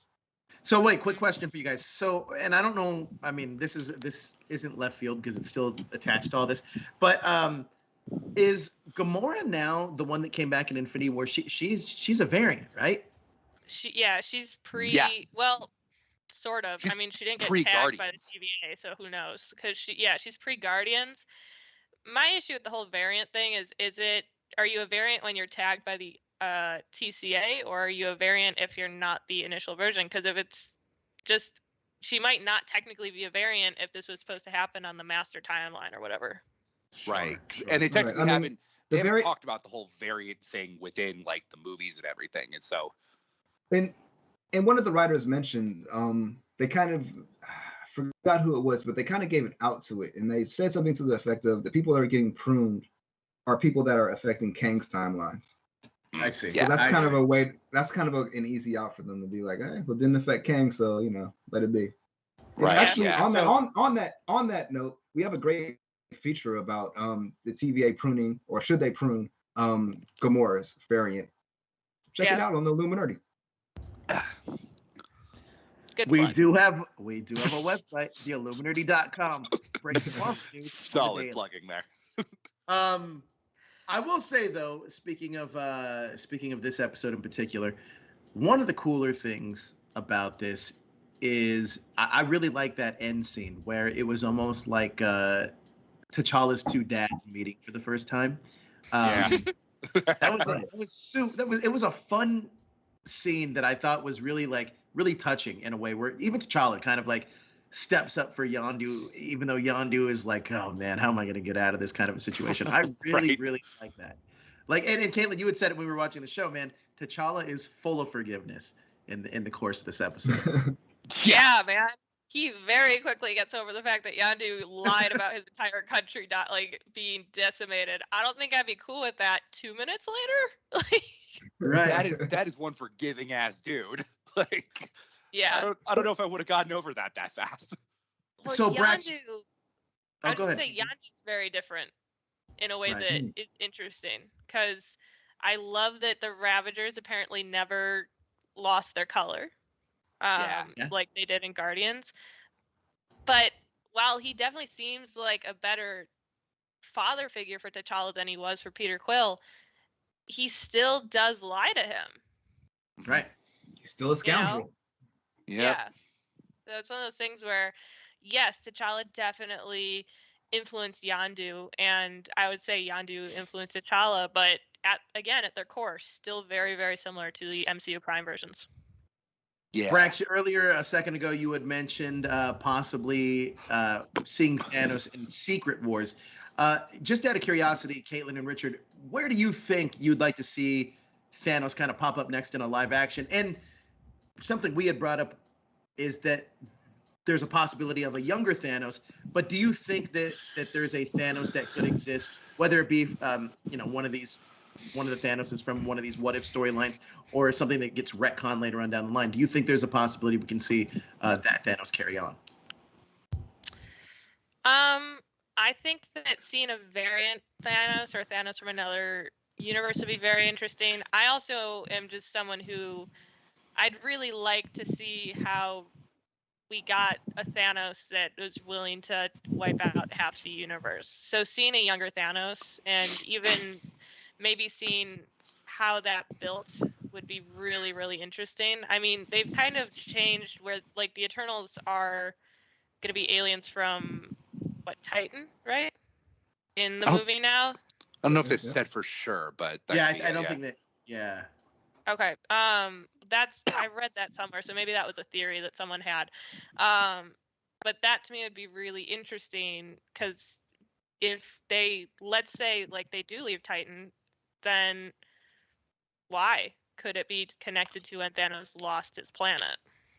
Yeah. Richard, my friend, let me ask you, Thanos, where's he popping up next? I mean, I'm thinking maybe at least a kind of tease of younger Thanos in Eternals. I'm thinking that's got to happen somehow. I mean, I think Jim Starlin has said something about Marvel thinking about doing that. But in terms of future stuff, I mean, Secret Wars could be an option. I would love, honestly, seeing them do like some kind of Disney Plus Thanos origin story series. I think that would be super cool. Remember, I saw that on Twitter a while ago, and I've been wanting that for a while.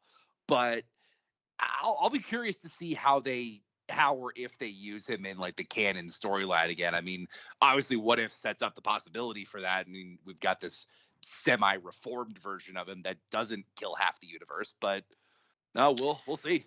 You know, you're absolutely right, Richard, because Jim Starlin did mention that they're going to see a lot more Thanos in the future. He kind of spilled the beans on that one. Right, that was a while ago. Yeah, We could also see Thanos not necessarily as like fully himself, but a version of Thanos. Well, maybe a version of Thanos that's in like Gamora or Nebula's head, especially with the Gamora who basically jumped into the future. She was still some flashback stuff. Yeah, or even kind of that, like, you know, when you have like your parents' voice in your head when you're doing something, like some capacity like that, because this is a Gamora who hadn't escaped yet. Right. Yeah. Absolutely. Dude, like, you know what?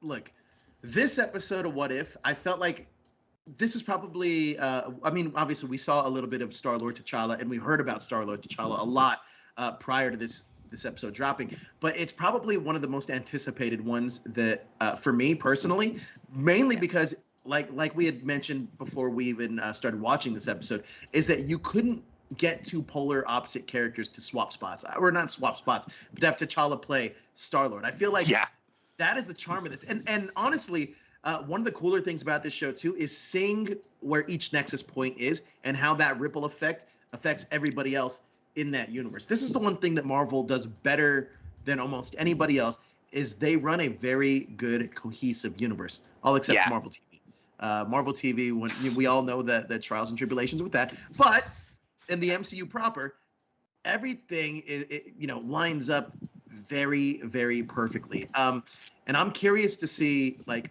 going forward, is what other characters kind of have a through line, because we obviously know, or I don't want to say we obviously know, because that's not true, but we're led to believe that we're going to see Captain Carter again. We're led to believe we're going to see some. All right, okay. We do know that we're going to see Captain Carter again. They said that she's going to be in every season. Oh, right. Perfect. Yeah. Right. So we have to assume that some of these characters that we're visiting in these universes that we're gonna see again. So with that being said, were there any characters that kind of stood out to you guys? Like, one thing that we talked about earlier was that with WandaVision and a little bit with the Falcon, a lot with Falcon and Winter Soldier, and even with Loki, there was this social media buzz after the episodes would air. What do you think the social media buzz for this episode is going to be? Thanos, for sure. Jinx. Yeah. So wait, you guys think that kind of overshadows the Chadwick Boseman Star-Lord mashup, I guess? I think they'll be close. I think that T'Challa Star-Lord will be something that gets talked about more as the day or week goes on. And is that because we already knew it? Because we already have known that was going to be a thing? Yes, the Thanos thing is such a shock. I mean, like, look back at Richard's reaction. He's just like, what? Like, that to me is why it's going to be Thanos. Because it's not, I mean, like, Richard, you didn't see that coming, right? Not even sort of. I didn't see it coming when I saw it. I didn't see it coming, and even watching it again, I still, like, I almost had to tell myself, like, oh, I forgot, like, this is a fucking amazing version of Thanos. Yeah. So cool. So I just took a quick look at Twitter to see what's trending, and guess what's number one? Thanos. T'Challa. Yeah, there you go, wow. baby. Number one trending. Yeah. Okay. Interesting. I wasn't actually expecting that. But yeah. Okay. I'm okay with that. I'm happy to be wrong on that one. Out of all the characters that were introduced in each phase, just out of curiosity, who's been your favorite character introduced in each phase? I mean, I like Iron Man a lot. I'm a big Iron We'll go. Man We'll person. all go phase one. I'm also going to say Iron Man. Yeah, I can't say anything. I mean, I love Cap, but he's a very close number 2 to Iron Man. Brax, who you got? Oh man, talking about just phase one. Yep, just phase.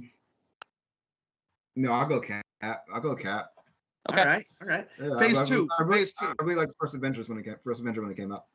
Phase two. Who you guys picking? Because I think in phase two, I gotta go. I gotta go the Winter Soldier. Mm. I mean, that's my favorite phase 2 movie. But in terms of characters, I actually think either Rocket or Groot. That's a great answer. Great answer. Yeah, I think Rocket or Groot for phase 2. Brax, who you got? Phase 2. Oh man, I can't get Rocket or Groot out of my mind now. You gotta come back to me. All right, Caitlin.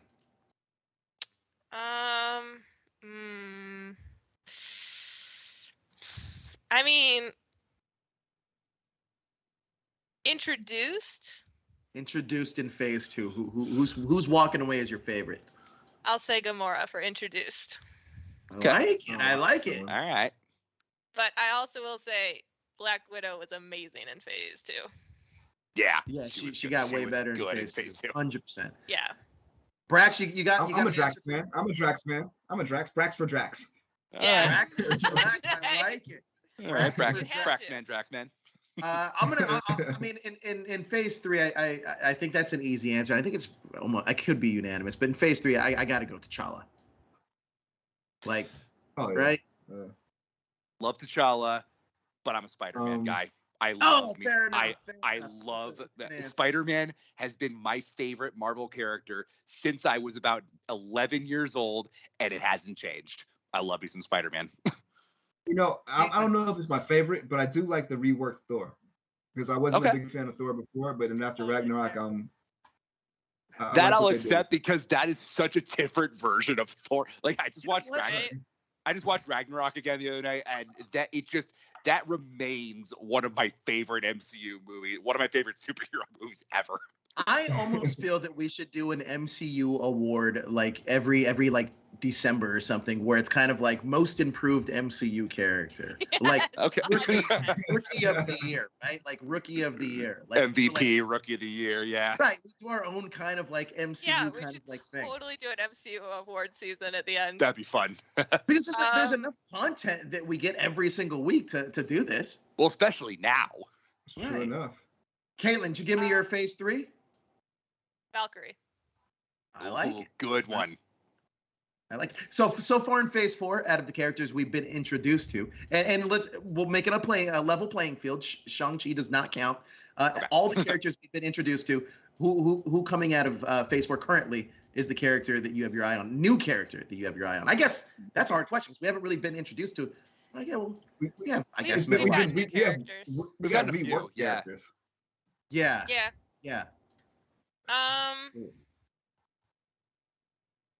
I got Star-Lord mine. T'Challa. Okay. I really like Captain Carter a lot, but Star-Lord T'Challa I think wins. Okay. I'm gonna go Monica because we didn't see too much of her in phase 3. I mean, I know she was technically introduced in phase 3, but she became an actual hero in phase 4. I can't wait to see where she goes in the Marvels. All right, I'm gonna have to go Yelena. All right. Oh yes, I changed my answer. Okay. Yelena. I do like me some Yelena. I'll just go Sam Wilson, because I'm waiting to see what they do with him. You can't. Okay. You can't. Sam was introduced in phase 2. You can't use Sam. Not Captain America, Sam Wilson. Doesn't count. It's a sacred character. See, at least mine was. At least I know with Monica I picked for that, but at least that was like she was barely in Captain Marvel. Yeah, like at least Monica was a great answer. Monica's a completely acceptable answer. That's a great answer. I guess I gotta go Red Guardian. I'm running out of characters. Great answer. Yes, that's amazing. And I'll say this for people we haven't seen yet, I can't wait to see Miss Marvel. You know what? That's actually a great question, Yeah. Richard. Is out of all these things that are coming out in Phase 4, all the characters we know that are coming, which one are you most anticipating? Because I feel like here's the interesting thing about this though, is that I feel like has Marvel ever introduced you to a character, or at least you knew that they were developing a character where you thought, you know what, I like the character, but then walking away how MCU did it, you're like, it didn't work for me. Is there anybody in the MCU where that's happened with you? I feel like there is. I'm trying to put my finger on it. There is for me personally, and I'll just go ahead. I'll just say for me, no, because I didn't walk into any of the movies with an expectation about how a character would be introduced. So I think for me, personally, it was Hank Pym, because I wasn't familiar with a Hank Pym that was that age before. But obviously, they used their Marvel magic and they made it work. So it worked out for me just fine. Yeah. I mean, having a Hank Pym that's not super abusive is probably a better call. Yeah, I was trying to find a way to little say bit it. safer They definitely call. smoothed the edges. They sanded the edges on them real good. Put the Disney touch A little on bit. it. Right? Yeah, right. Like, you were happy he found his wife at the end of Ant-Man. Yeah. Spreading it. Right. Oh man. Run, Van Dyne, run! Right? Go deeper into go deeper into that zone. Quantum Don't let zone, him yeah, find right? So which characters Yeah, are you Shrek guys 4. most anticipating coming in Phase 4 that you know is going to be coming out soon? I mean, Miss Marvel's a great answer, Ooh. Richard. But I will also say Fantastic Four. Ooh, That's it's the a one. lot. That's the one I've been waiting for since they got the right to Fox.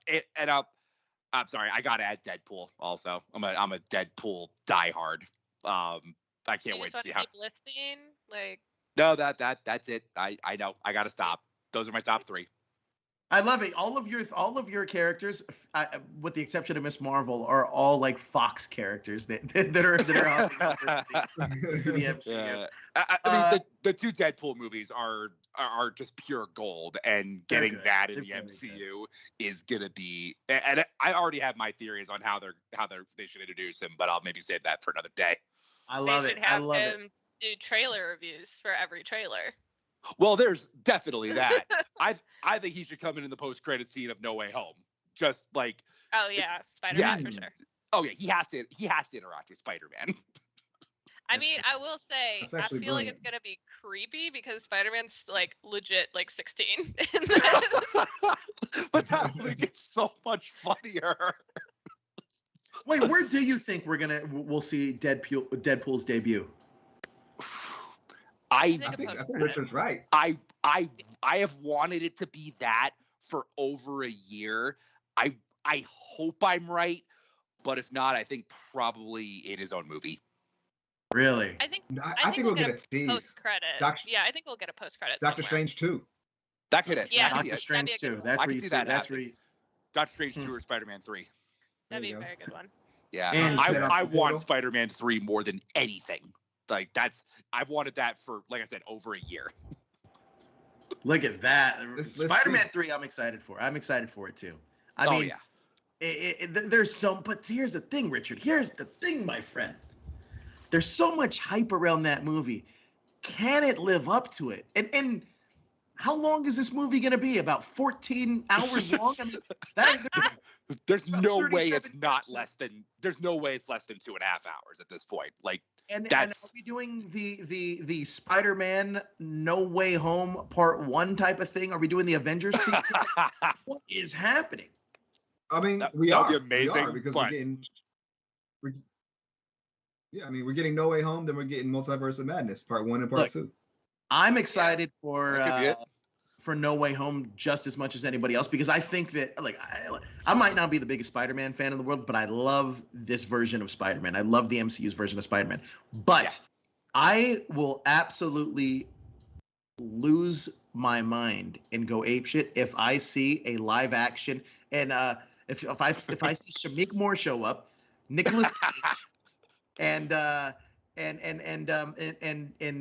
Mulaney portraying like a live action version of Spider-Ham, I will flip out. I just washed my hands. That's why they're wet. Honestly, if if there's an older version of like a Shamik Moore, like Miles Morales in this, like because Brax wrote a feature about this a while back, an older Shamik Moore that's Miles Morales that introduces a younger Peter Parker and takes him under. That would be so much fun.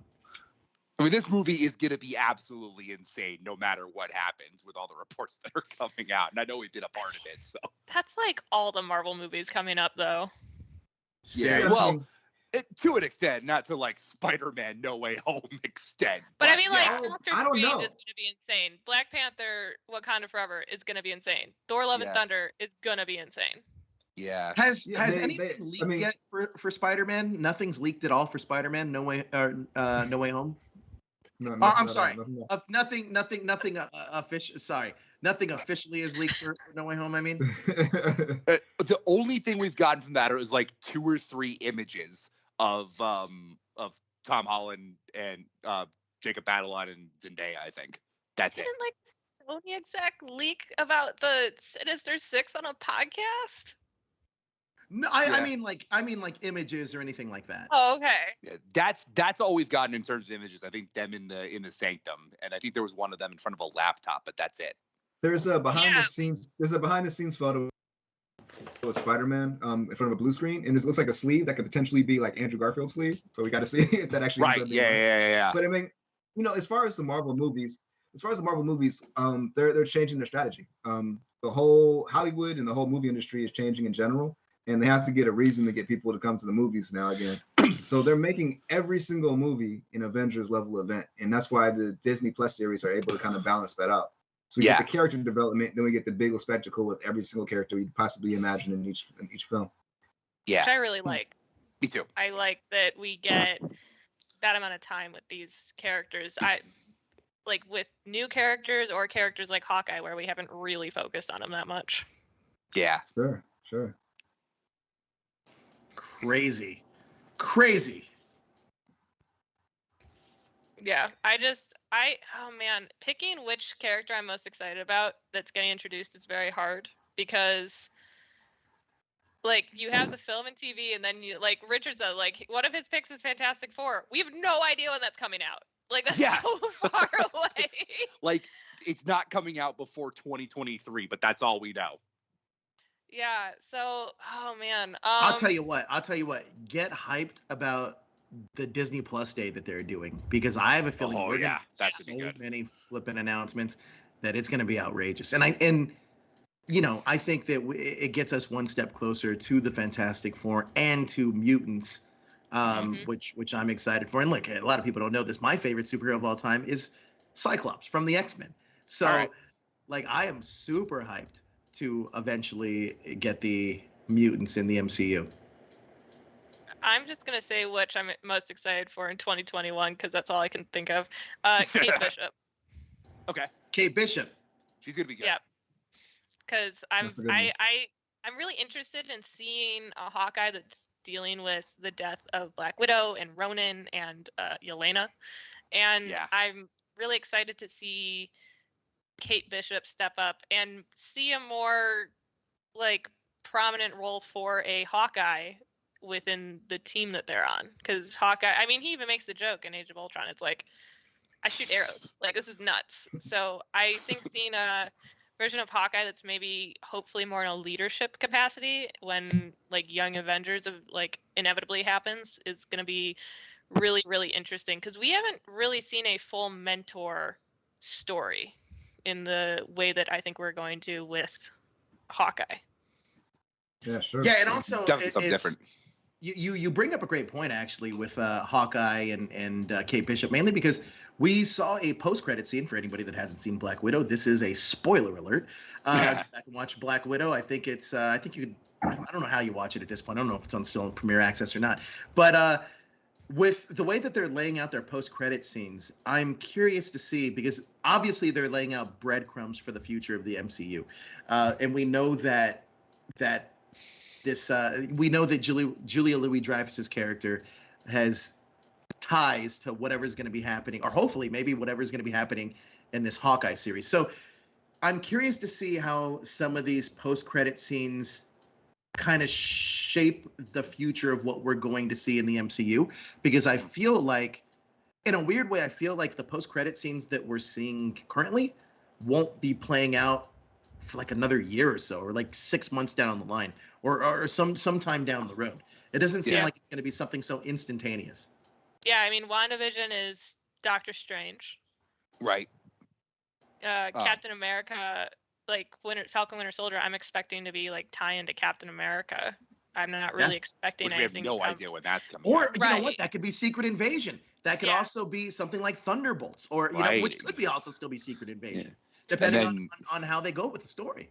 And then Black Widow is going to be at least 6 months because that's going to probably get resolved in Hawkeye. So right. Were you surprised that a movie post-credit scene tied into a TV show?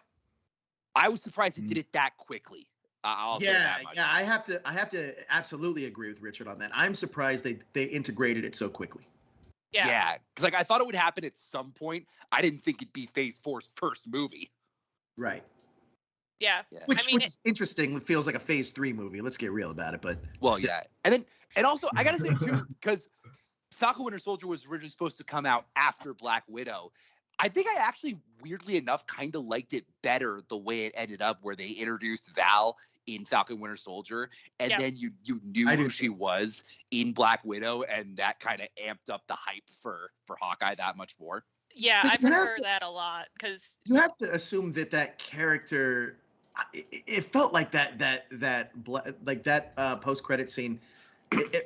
Was that specifically made for Black Widow? Because it felt like, you know what I mean, like it just came out of place. If you hadn't seen the Falcon and the Winter Soldier, right? I don't know, because I think the focus of the post-credit scene was like Yelena going to, spoiler, Black Widow's grave, and then setting her on this course. I'm curious, like, I don't know how you could have really fully introduced Val's character in that post-credit scene in the same way that you did in Falcon Winter Soldier, because Falcon Winter Soldier, like, U.S. Agent doesn't know who she is either, so it's a really good introduction for the audience, whereas clearly Yelena knows who she is, and I don't see them being able to be like, you don't know me, but this is who killed your sister. Go after him. Exactly. Like, so they're able to introduce her so much more fully by having her in an episode of Falcon, and I mean they had her in two pretty big scenes, and the fact that they're able to do that, and you go into Black Widow knowing who she is, even though you don't expect her to show up at the end, I mean that really helped out. Yeah. No doubt. We talked in previous episodes about how Marvel's strategy is seemingly changing, where they had just all their movies were going to one storyline, and now it seems like they have several different branching storylines that are going different directions with different groups of movies with each storyline. I'm interested in seeing, do you guys think we're going to get that Young Avengers TV show and they go to battle against Julie Louis-Dreyfus's Dark Avengers or Thunderbolts, whatever they end up with, or do you think that's going to be a big screen type of deal? I love how you phrased that question, Brax, for one specific reason. You phrased it in a way that made it seem like that's the direction we're heading, and I don't necessarily think, I don't even know if that is, because I feel like you probably just said it the best. They're doing so many different things with their properties that you really don't know where their destination is going to be. But do I think that's what it's leading up to? That's such a fascinating question. Yeah, because I wasn't necessarily assuming that the Young Avengers would take on Thunderbolts or Dark Avengers or whatever we end up with. Yeah, the thing I'll be curious to see is if they make it more of a Disney Plus series or if they do more of a movie thing with it, because like all but probably Cassie are going to be introduced in Disney Plus shows. So they're largely in the streaming world, you know, in terms of just the characters. If they're including America Chavez, she's right. Doctor So Strange. we've got Cassie and America Chavez, and then we've got Patriot, the Maximoff twins, Miss Marvel. They're all on Disney Plus, and then we've got Kate Bishop is also Disney Plus. Kate Bishop's also on Disney Plus, exactly. So that's 4 out of the 6 of them on Disney Plus. So I'm really curious. That's mostly what I'm curious about, to see whether they go the Disney Plus route or the movie route. Yeah, I mean, because you could have the Young Avengers on Disney Plus, and you have the New Avengers on the big screen. Right. Yeah, and I wouldn't be shocked if we had a Young Avengers show, but they also became like a team that we saw in a big movie. Like I really more feel like supporting characters. Yeah. maybe like backup or growing into a bigger Avengers thing, because I feel like the way that Marvel has really created this relationship between Disney Plus and the theatrical films is so simple for crossovers in a way that they never really have done before. I mean, obviously Marvel TV was meant to tie into the larger MCU films, but Mhm.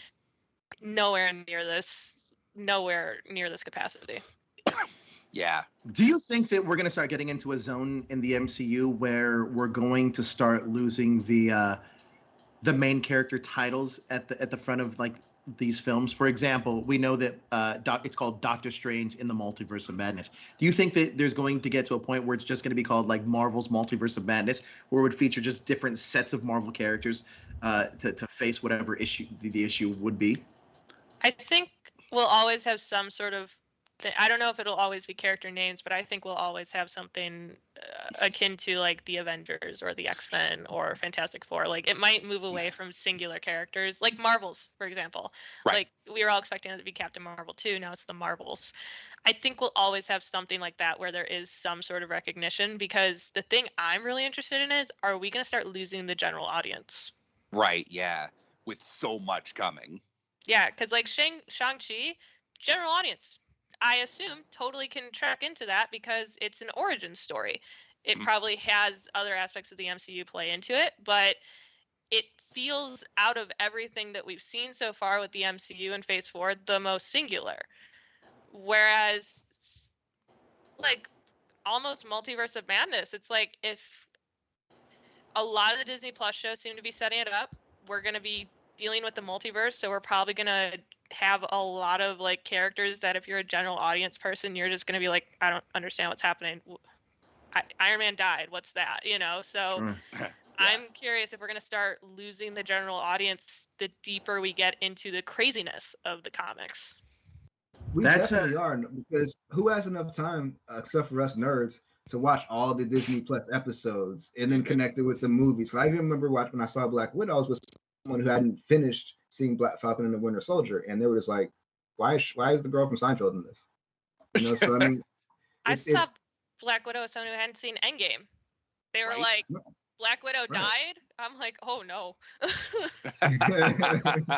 Well, I mean, yeah, that's. I mean, you guys are actually.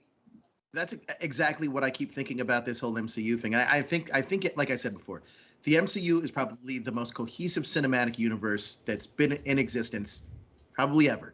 But are we getting to a point where, and this is maybe why, and again, pulling the curtain back a little bit here, is when I say that Shang-Chi was as good as it was, it's not blowing smoke, and here's the reason why. A, I didn't really want to go to the premiere. B, I mean, look, just keeping it real, like Delta's a real thing, you know what I mean? Public gatherings are Totally real fair. issues.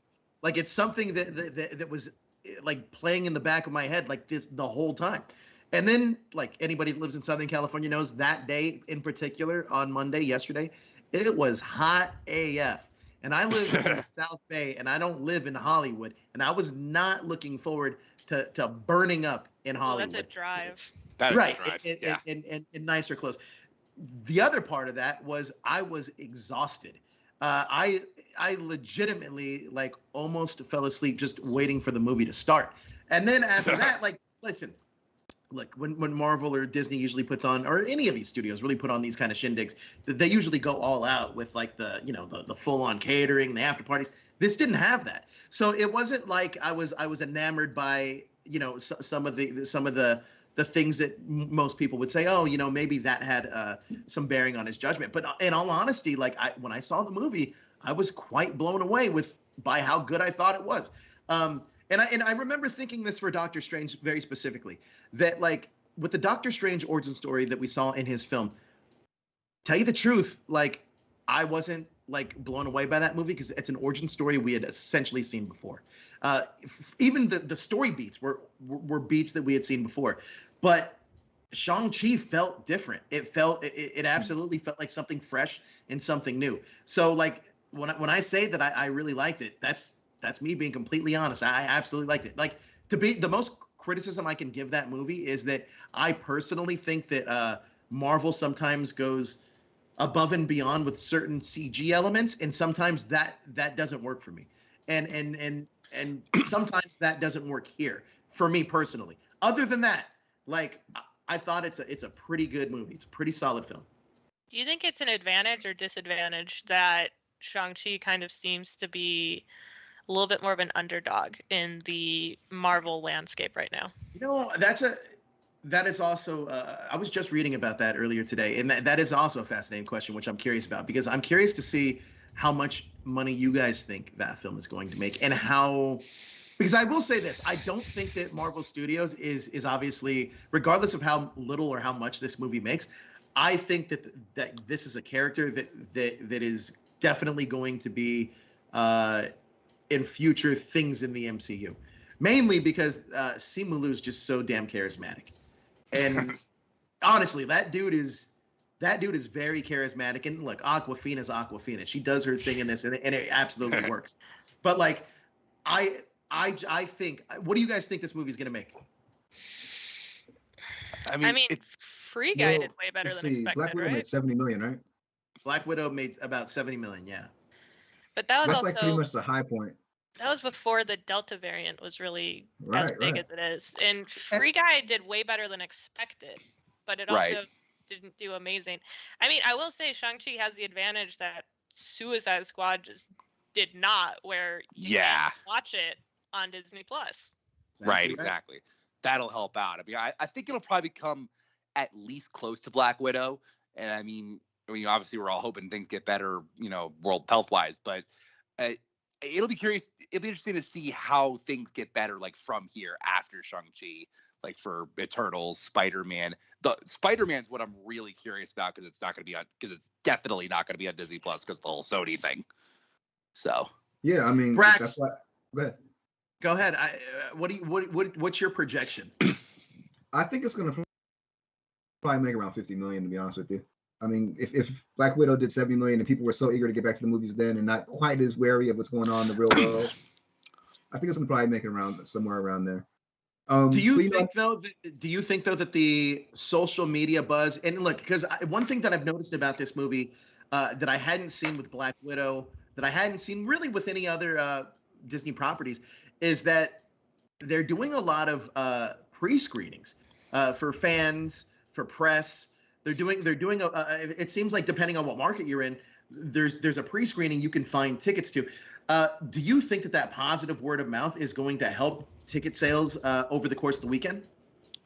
I mean, I think it is, but I think for the most part, there's always positive word of mouth for every single Marvel movie, no matter how good or bad it is, when the early screenings come out. I just think, like what Caitlin said, I think, like in what you mentioned as well, I think like the fact that the Delta variant is very real, and now there's a Lambda variant too. So we'll see what happens by next month. If people, are scared to go back to the theaters and that. But there's another interesting thing that I was thinking about. So, there was a report earlier last week that Kevin Feige isn't going to be running Disney Plus as hands-on anymore. They had someone to kind of take over that portion. So Right. It'll be interesting to see, like, if they're really going to be able to maintain that cohesion if they're having two different masters. So that was the problem with Marvel TV before, when Jeff Loeb was running it. It was like Jeff Loeb and Feige didn't have a similar vision, right? So it's going to be interesting because we're really getting into uncharted waters. We're going to have many, many projects. Like you're mentioning, there's going to be many, many new announcements and many, many shows coming out in the next 2 to 3 years. How they're going to maintain it all, keep it all together, and have everybody be able to watch all of it and have enough time in the day. Mm-hmm. Yeah. I like going back to that. How are you going to be able to have everyone watch all of it and really be able to follow and like digest it? Yeah, because I mean, I think Loki is weirdly a really good example, because like we all knew, oh my gosh, like at the end, we know who that is. A lot of people that are casual fans did not. They're just like, it's he who remains. Okay. Like there was no real excitement from the casual fans on that. And even though it had been reported, like, he's a big deal. Didn't matter. So yeah, I mean, I think Shang-Chi is gonna. I mean, they aren't expecting. It seems like they're not projecting that it'll actually make that much. Yeah, they're saying somewhere along the lines of the Incredible Hulk, whatever that ranked in. So I think that 50 million mark is probably is what they're expecting.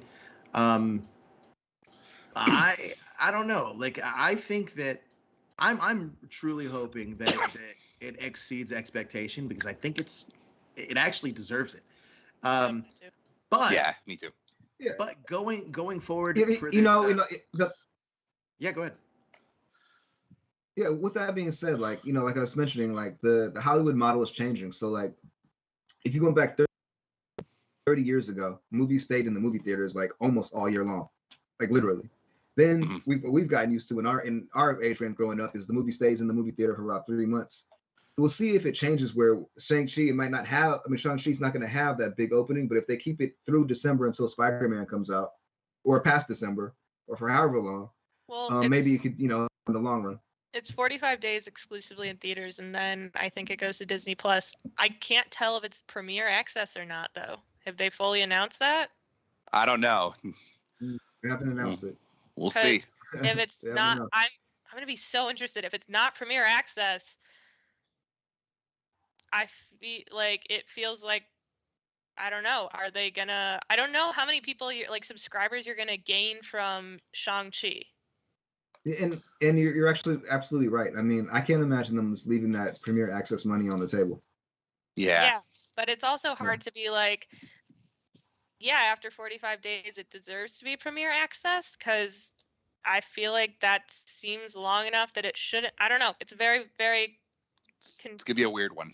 But Yeah. Well, yeah, are we I mean, also taking into look consideration at too Black that Widow. like but I mean that's the thing. 'Cause after this whole Scarlett Johansson kind of like lawsuit thing, I'm curious to see how the rest of this is going to start playing out because not just are we talking like Brax, you brought up a great point too.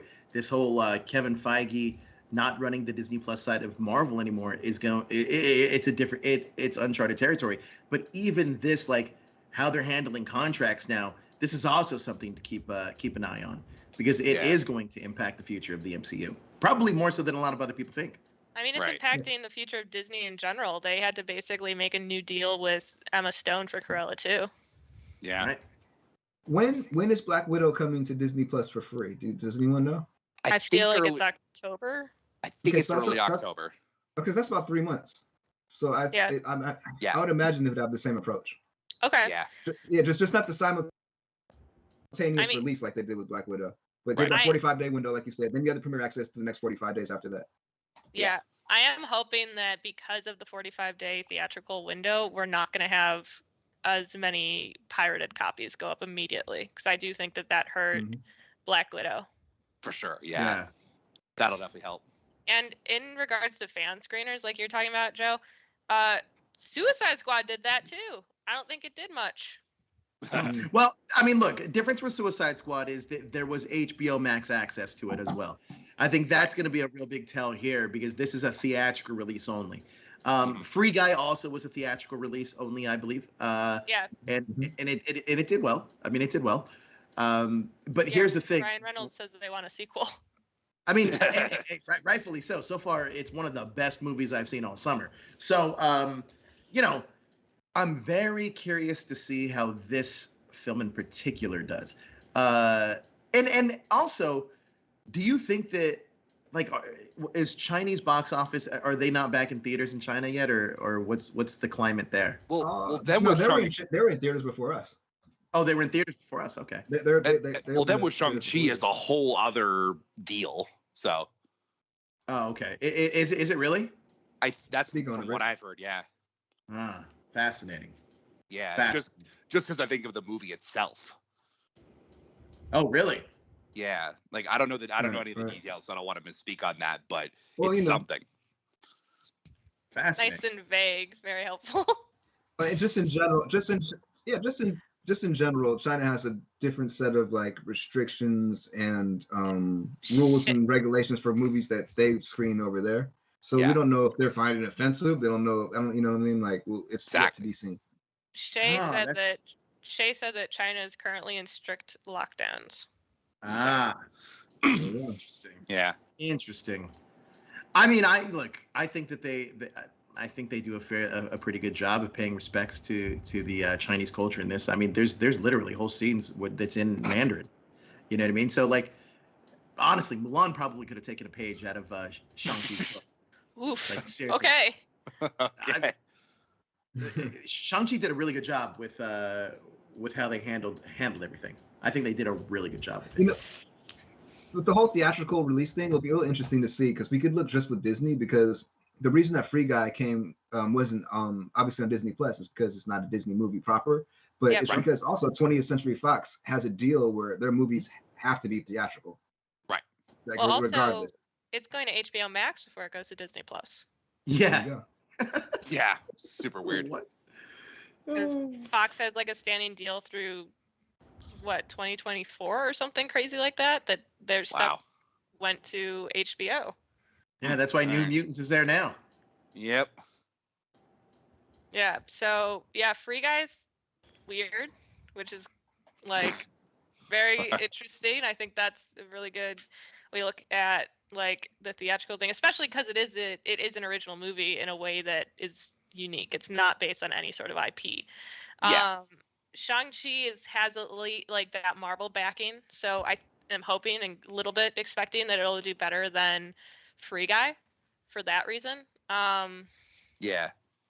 But I mean, I don't know. It's hard to really guess how that this is going to shake out because I'm not even certain that like Eternals will be entirely theatrical, or if it is, I would assume it would get possibly delayed. I mean, there have been rumblings about is Spider-Man going to get delayed, you know? Eternals is Right. my I think biggest MCU question mark. Like that is my biggest MCU question mark is the Eternals. That's gonna be a big one. That's everyone's question mark. I mean, just yeah. based on that teaser alone, it's a question mark. And we're supposed to be Unless- getting a new trailer here sometime in the next couple of days. So Oh, I you know what? Yeah, that is something actually I can say on this show. I can tell you exactly when that trailer's coming. Okay. Give me one second. all right. My man Richard leaned in. I Let me hear heard that. Thursday, so Thursday. Eternals trailer is coming Thursday. that's what I Cool. heard too. So all right, Yeah. cool. Well, that'll be something to watch out for. So It definitely will be. they could potentially have that drop in the theater too. Right for Shang-Chi. Well, Well, Shang-Chi yeah. comes out on September 3rd. So Right. Oh, okay. Yeah. I'm it so would be a excited little for early. I'm so excited for a trailer to drop in the theater first. Yeah. When's the last time that's happened? When God, I you've seen can't a even 2 years remember. ago. trailer first, right? It's been such a long time. Literally Yep. 2 years ago. 2019. Wow. That's You know crazy. what? With that being said, though, whenever I watch a trailer on my video screen or my computer or my laptop or my tablet, I'm like, this is cool. But when I see it on the big screen, it is something still like, oh wow, this is Yeah. what movies are about. Bro. Yeah. You know? For I sure. mean, Shang-Chi's a perfect example for me because like seeing it on like my computer, I'm like, oh, this looks really cool. Seeing it in the theater the first time, because like the first movie I saw in theaters this year was Cruella, and seeing the Shang-Chi trailer, I was like, holy crap, this looks amazing. Oh Definitely man, it's a that's a theater experience. Richard. Have you been to the theater or Brax? Have you guys been to a theater yet? So I have One been to 2 movies since everything went down. I saw Tenet last year with my brother. Caitlin knows my feelings on that, but I did get to see Black Widow Oh, a nice. couple days after it came out. So that was a really good time. I hadn't seen that movie in theater, so I wonder if my experience It's better. would be different. Yeah, I feel like it would be better in a theater. Like that's a movie Yeah. that I felt like is definitely something you want to experience on a bigger screen. I feel like. Yeah. Yeah. I've Understanding seen it is another story, but I will leave it at that. I've seen it both ways. In theater, it's got that spectacle that you're not going to get on your TV. Well, yeah. Brax, have you been back to a theater yet? Yeah, I went one time. I went to go see A Quiet Place too because I figured that's a movie you have to see in the movie theater just because of the Okay. sound and the collective experience. But of course, I went to a matinee really early and it was damn near empty. It was a good experience. Yeah, my I think first movie back to was Free Guy. yeah, I want to get to Free Guy, and I It's think so good. I think for Black Widow, I think I saw it on like maybe a Sunday or a Monday. I think at about 4 or 5.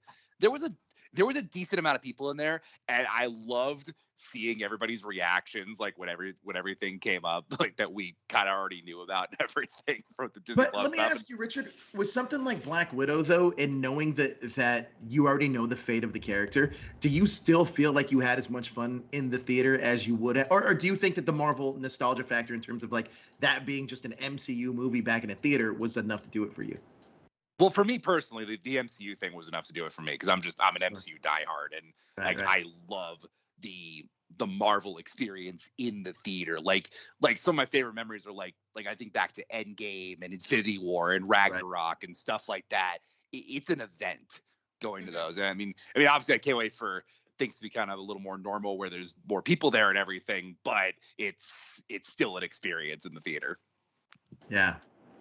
I mean, I think for Black Widow too, like, because we've talked a little bit about how the fate of the character kind of changes how you view the movie.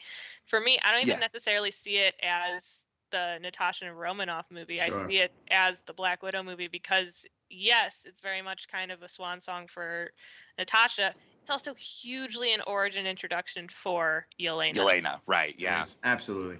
That totally helps. Yeah, I mean, Yelena and Red Guardian kind of steal the show, and that was absolutely. It was a huge part of like I think why it works so well for me. If you hadn't included that, it would not have been as good. And I think that really helped out that Marvel did it like that. I mean, yes, it was a swan song for Black Widow, kind of a send off for her in her last movie, but it also really did a good job of helping set up future stuff in the MCU too. Mm-hmm. Absolutely. Yeah. No, I think the theatrical experience is important because, like you said, Richard, it's an event. You have these memories. I mean, when you were saying like seeing Captain Marvel and like seeing that opener with all the Stan Lee. Yeah, exactly. That literally took me back to when I remember seeing that because I don't even think I saw it like right when it came out. I probably saw it a week later with my friend. There was still like cheers and applause for it. Like that immediately takes you back to that memory. No, the portal scene in Endgame is an experience that will never, ever be topped. I don't think by any movie ever, especially because of the theater experience. Yeah. See, I agree, but in the same movie, I think it's for me. It's when Cap has the shield and the hammer in both hands. I felt like God, that's second for me, easy. Right, like that's a moment where you're like, oh my God, like I agree. This is why you're a fan of movies. Exactly. It's such a Marvel does that probably better than anybody, where it has these like cheer along moments. Yeah, they really captured that.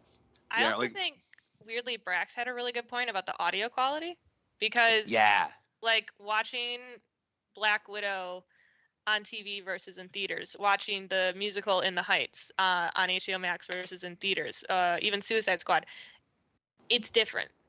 Like it is. The sound quality adds to it. It just feels bigger because the audio is mixed in the way it's supposed to be mixed. Mm-hmm. Like when you watch it in a theater, you're going to hear things and it's going to have a depth to it that you're just not going to have when you're watching it on TV because gravitas. Yeah, well, unless you have that like surround sound smart system that's super expensive. If you're just using like whatever speakers like come from your actual TV, it doesn't have the same quality that it is meant to. It's not what they created it to be. So that's another big part of it. Like it's one of the reasons I like to be able to watch it in theaters first if possible, or at least as well, because like I think In the Heights for me is the best example. When I was watching that in theaters, I'm like, oh, that song sounds different. Oh, really? With every song. All right. Yeah, I mean, because you get the sound from the left and the right and the back and above. You know what I mean? You get it's not just the bass, but it's just you get the full sensory experience. Absolutely. Hey, let me ask you guys a question. So at this point now, we've had this is our 4th Disney Plus Marvel show. Mm-hmm. Yep. What has the best rewatchability to you, though? What If? I agree, Caitlin. I also think it's What If. For the if for anything, that they're pretty much self-contained episodes. Yep. So far, yeah. Yeah, so far, exactly. Both have been self-contained episodes that I think you can just kind of turn on at any point and pick it up and understand what's happening. And also, they're shorter. They're the only ones that have been this short so far were the first few WandaVision ones, because the other ones are all at least 50 minutes to an hour. Exactly. Yeah. So yeah, and like these are shorter, a little more digestible. Plus, we already have an idea of kind of what to expect because of the movies. So yeah, I think this is probably the easiest watch so far. I'll be curious to see how it continues, like to see what the other episodes are like. I'll also say, for me, I think WandaVision has been my second favorite, with What If as my favorite. But a huge part of what was so fun about WandaVision was the mystery. I agree. Yeah, agreed. So when you're rewatching it, you don't have that anymore.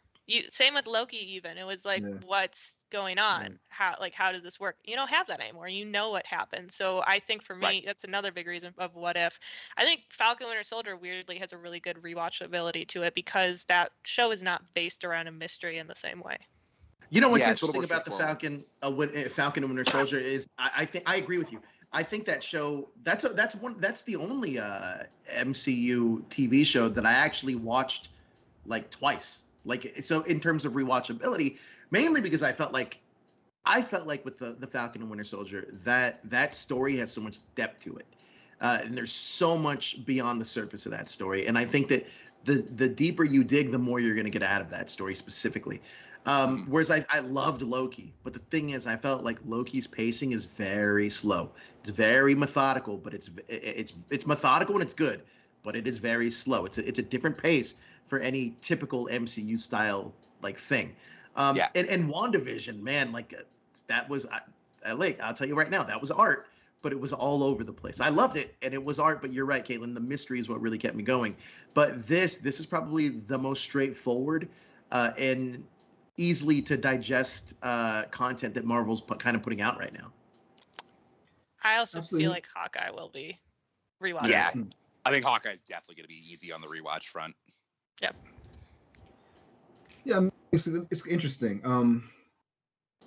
Disney Plus, I mean, they have the opportunity to do something different every single time, and to keep the surprises coming, and to keep us off guard in a way that you can't do with movies necessarily, to kind of keep us stringing along. Yeah, so it'll be interesting to see what they do in the near future. We obviously at the Illuminerdi hear all kinds of different rumors about what's happening in the future and things to come. So we've heard some things that are very exciting for upcoming shows. So like, for me, it's really going to be it's becoming almost like a competition now with the big screen. Yeah, in a weird way.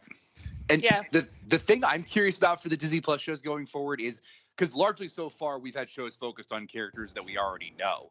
I mean, I know we've got that's going to change with Ms. Marvel and She-Hulk and Moon Knight and all these things.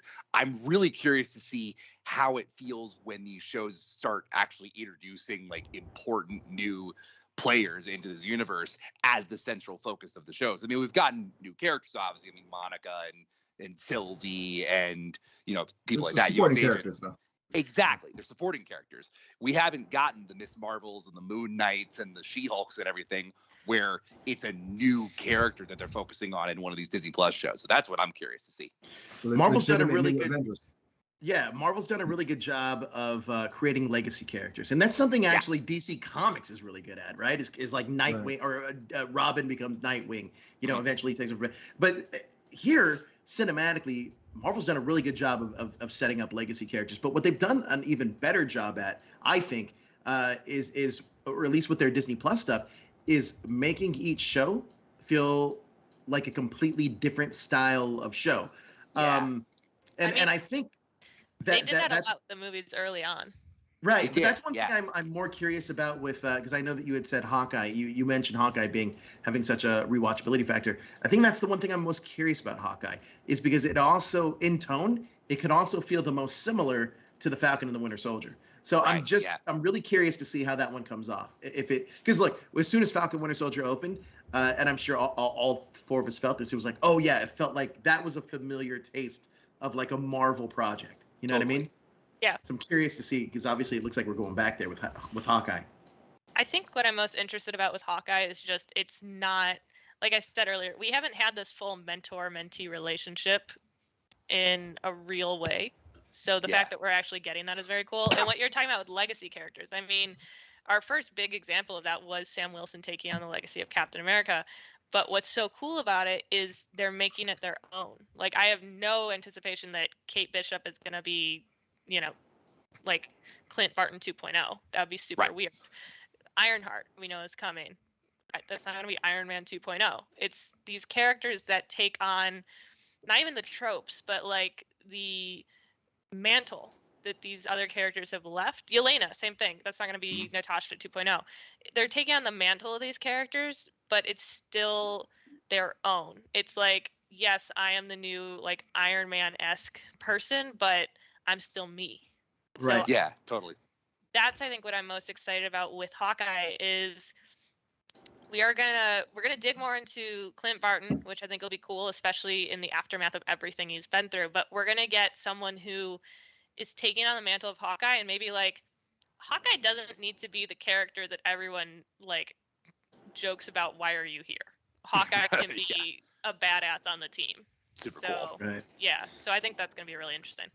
I want to shout out Krishna, who is also one of our writers here at the Illuminerdi, who is also in the chat. Krishna, thank you so much for joining us. But you know what? One thing that we do here at the Illuminerdi extremely well is break Marvel news. And you know what? We're hearing a hot Marvel rumor currently right now that we're doing a little bit more research on. We're not gonna say that it's confirmed by any means, but it's definitely something we're hearing and we're checking out. And I don't want to go too much into it right now, mainly because we don't have it confirmed yet. But as soon as we do, you can check us out at theilluminerdi.com. I promise you that article will be there. And like I said, if you know anything about us, just check our track record when it comes to exclusives and mainly Marvel news. We have a pretty good track record for it. But yeah, we're hearing a little bit about a Disney Plus series, and we're hoping that we could share more very soon with everybody. But Good stuff. I feel like until then, though. Oh well, Krishna's in the chat, and he has something to say. He says, cannot wait for Kate Bishop. Look, same thing, right, Caitlin? Kate Bishop is on her way to the MCU. And that's another story that we broke, guys. Haley Steinfeld confirmed as Kate Bishop. So, as these properties kind of heat up, we're going to keep our ear to the ground. But this is we're checking out a few more details, and hopefully we'll have something for you guys. I'm hoping as early as tomorrow. So we'll be hard at work right here at the Illuminerdi, where you can find each and every one of us. I think it's time that we should probably close this sucker out, right? Yeah. Absolutely. Let's wrap back around to Guardians of the Galaxy real quick, or I should say the T'Challa episode. Do you guys have any final thoughts about that? Definitely a step up from week one, and a really, really fun episode. Yeah. If I am recruiting my first Avenger on my team, T'Challa as Star-Lord is going to be my first draft pick if available. But I think, man, look, I feel like nobody really embodies the character better than Chadwick Boseman, and that even shines through playing a different version of the character and doing it in an animated form. So I think it's a great tribute to Chadwick Boseman, and I actually think it's a big. I think this is a big congratulations for Marvel for making something like this work. This is a pretty wacky idea on paper. And it all came together, and it actually worked out quite well. And they were able to tell a great story, like Richard said, in the course of in a relatively small amount of time. So, this one really, really worked for me.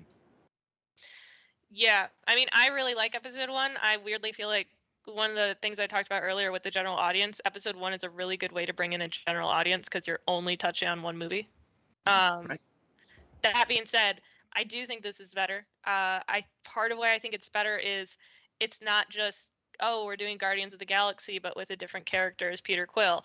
It is T'Challa is Star-Lord. You're incorporating elements of Black Panther. You're incorporating elements of Guardians of the Galaxy. You're incorporating a ton of elements of just the cosmic side of Marvel. Guardians and then, 2.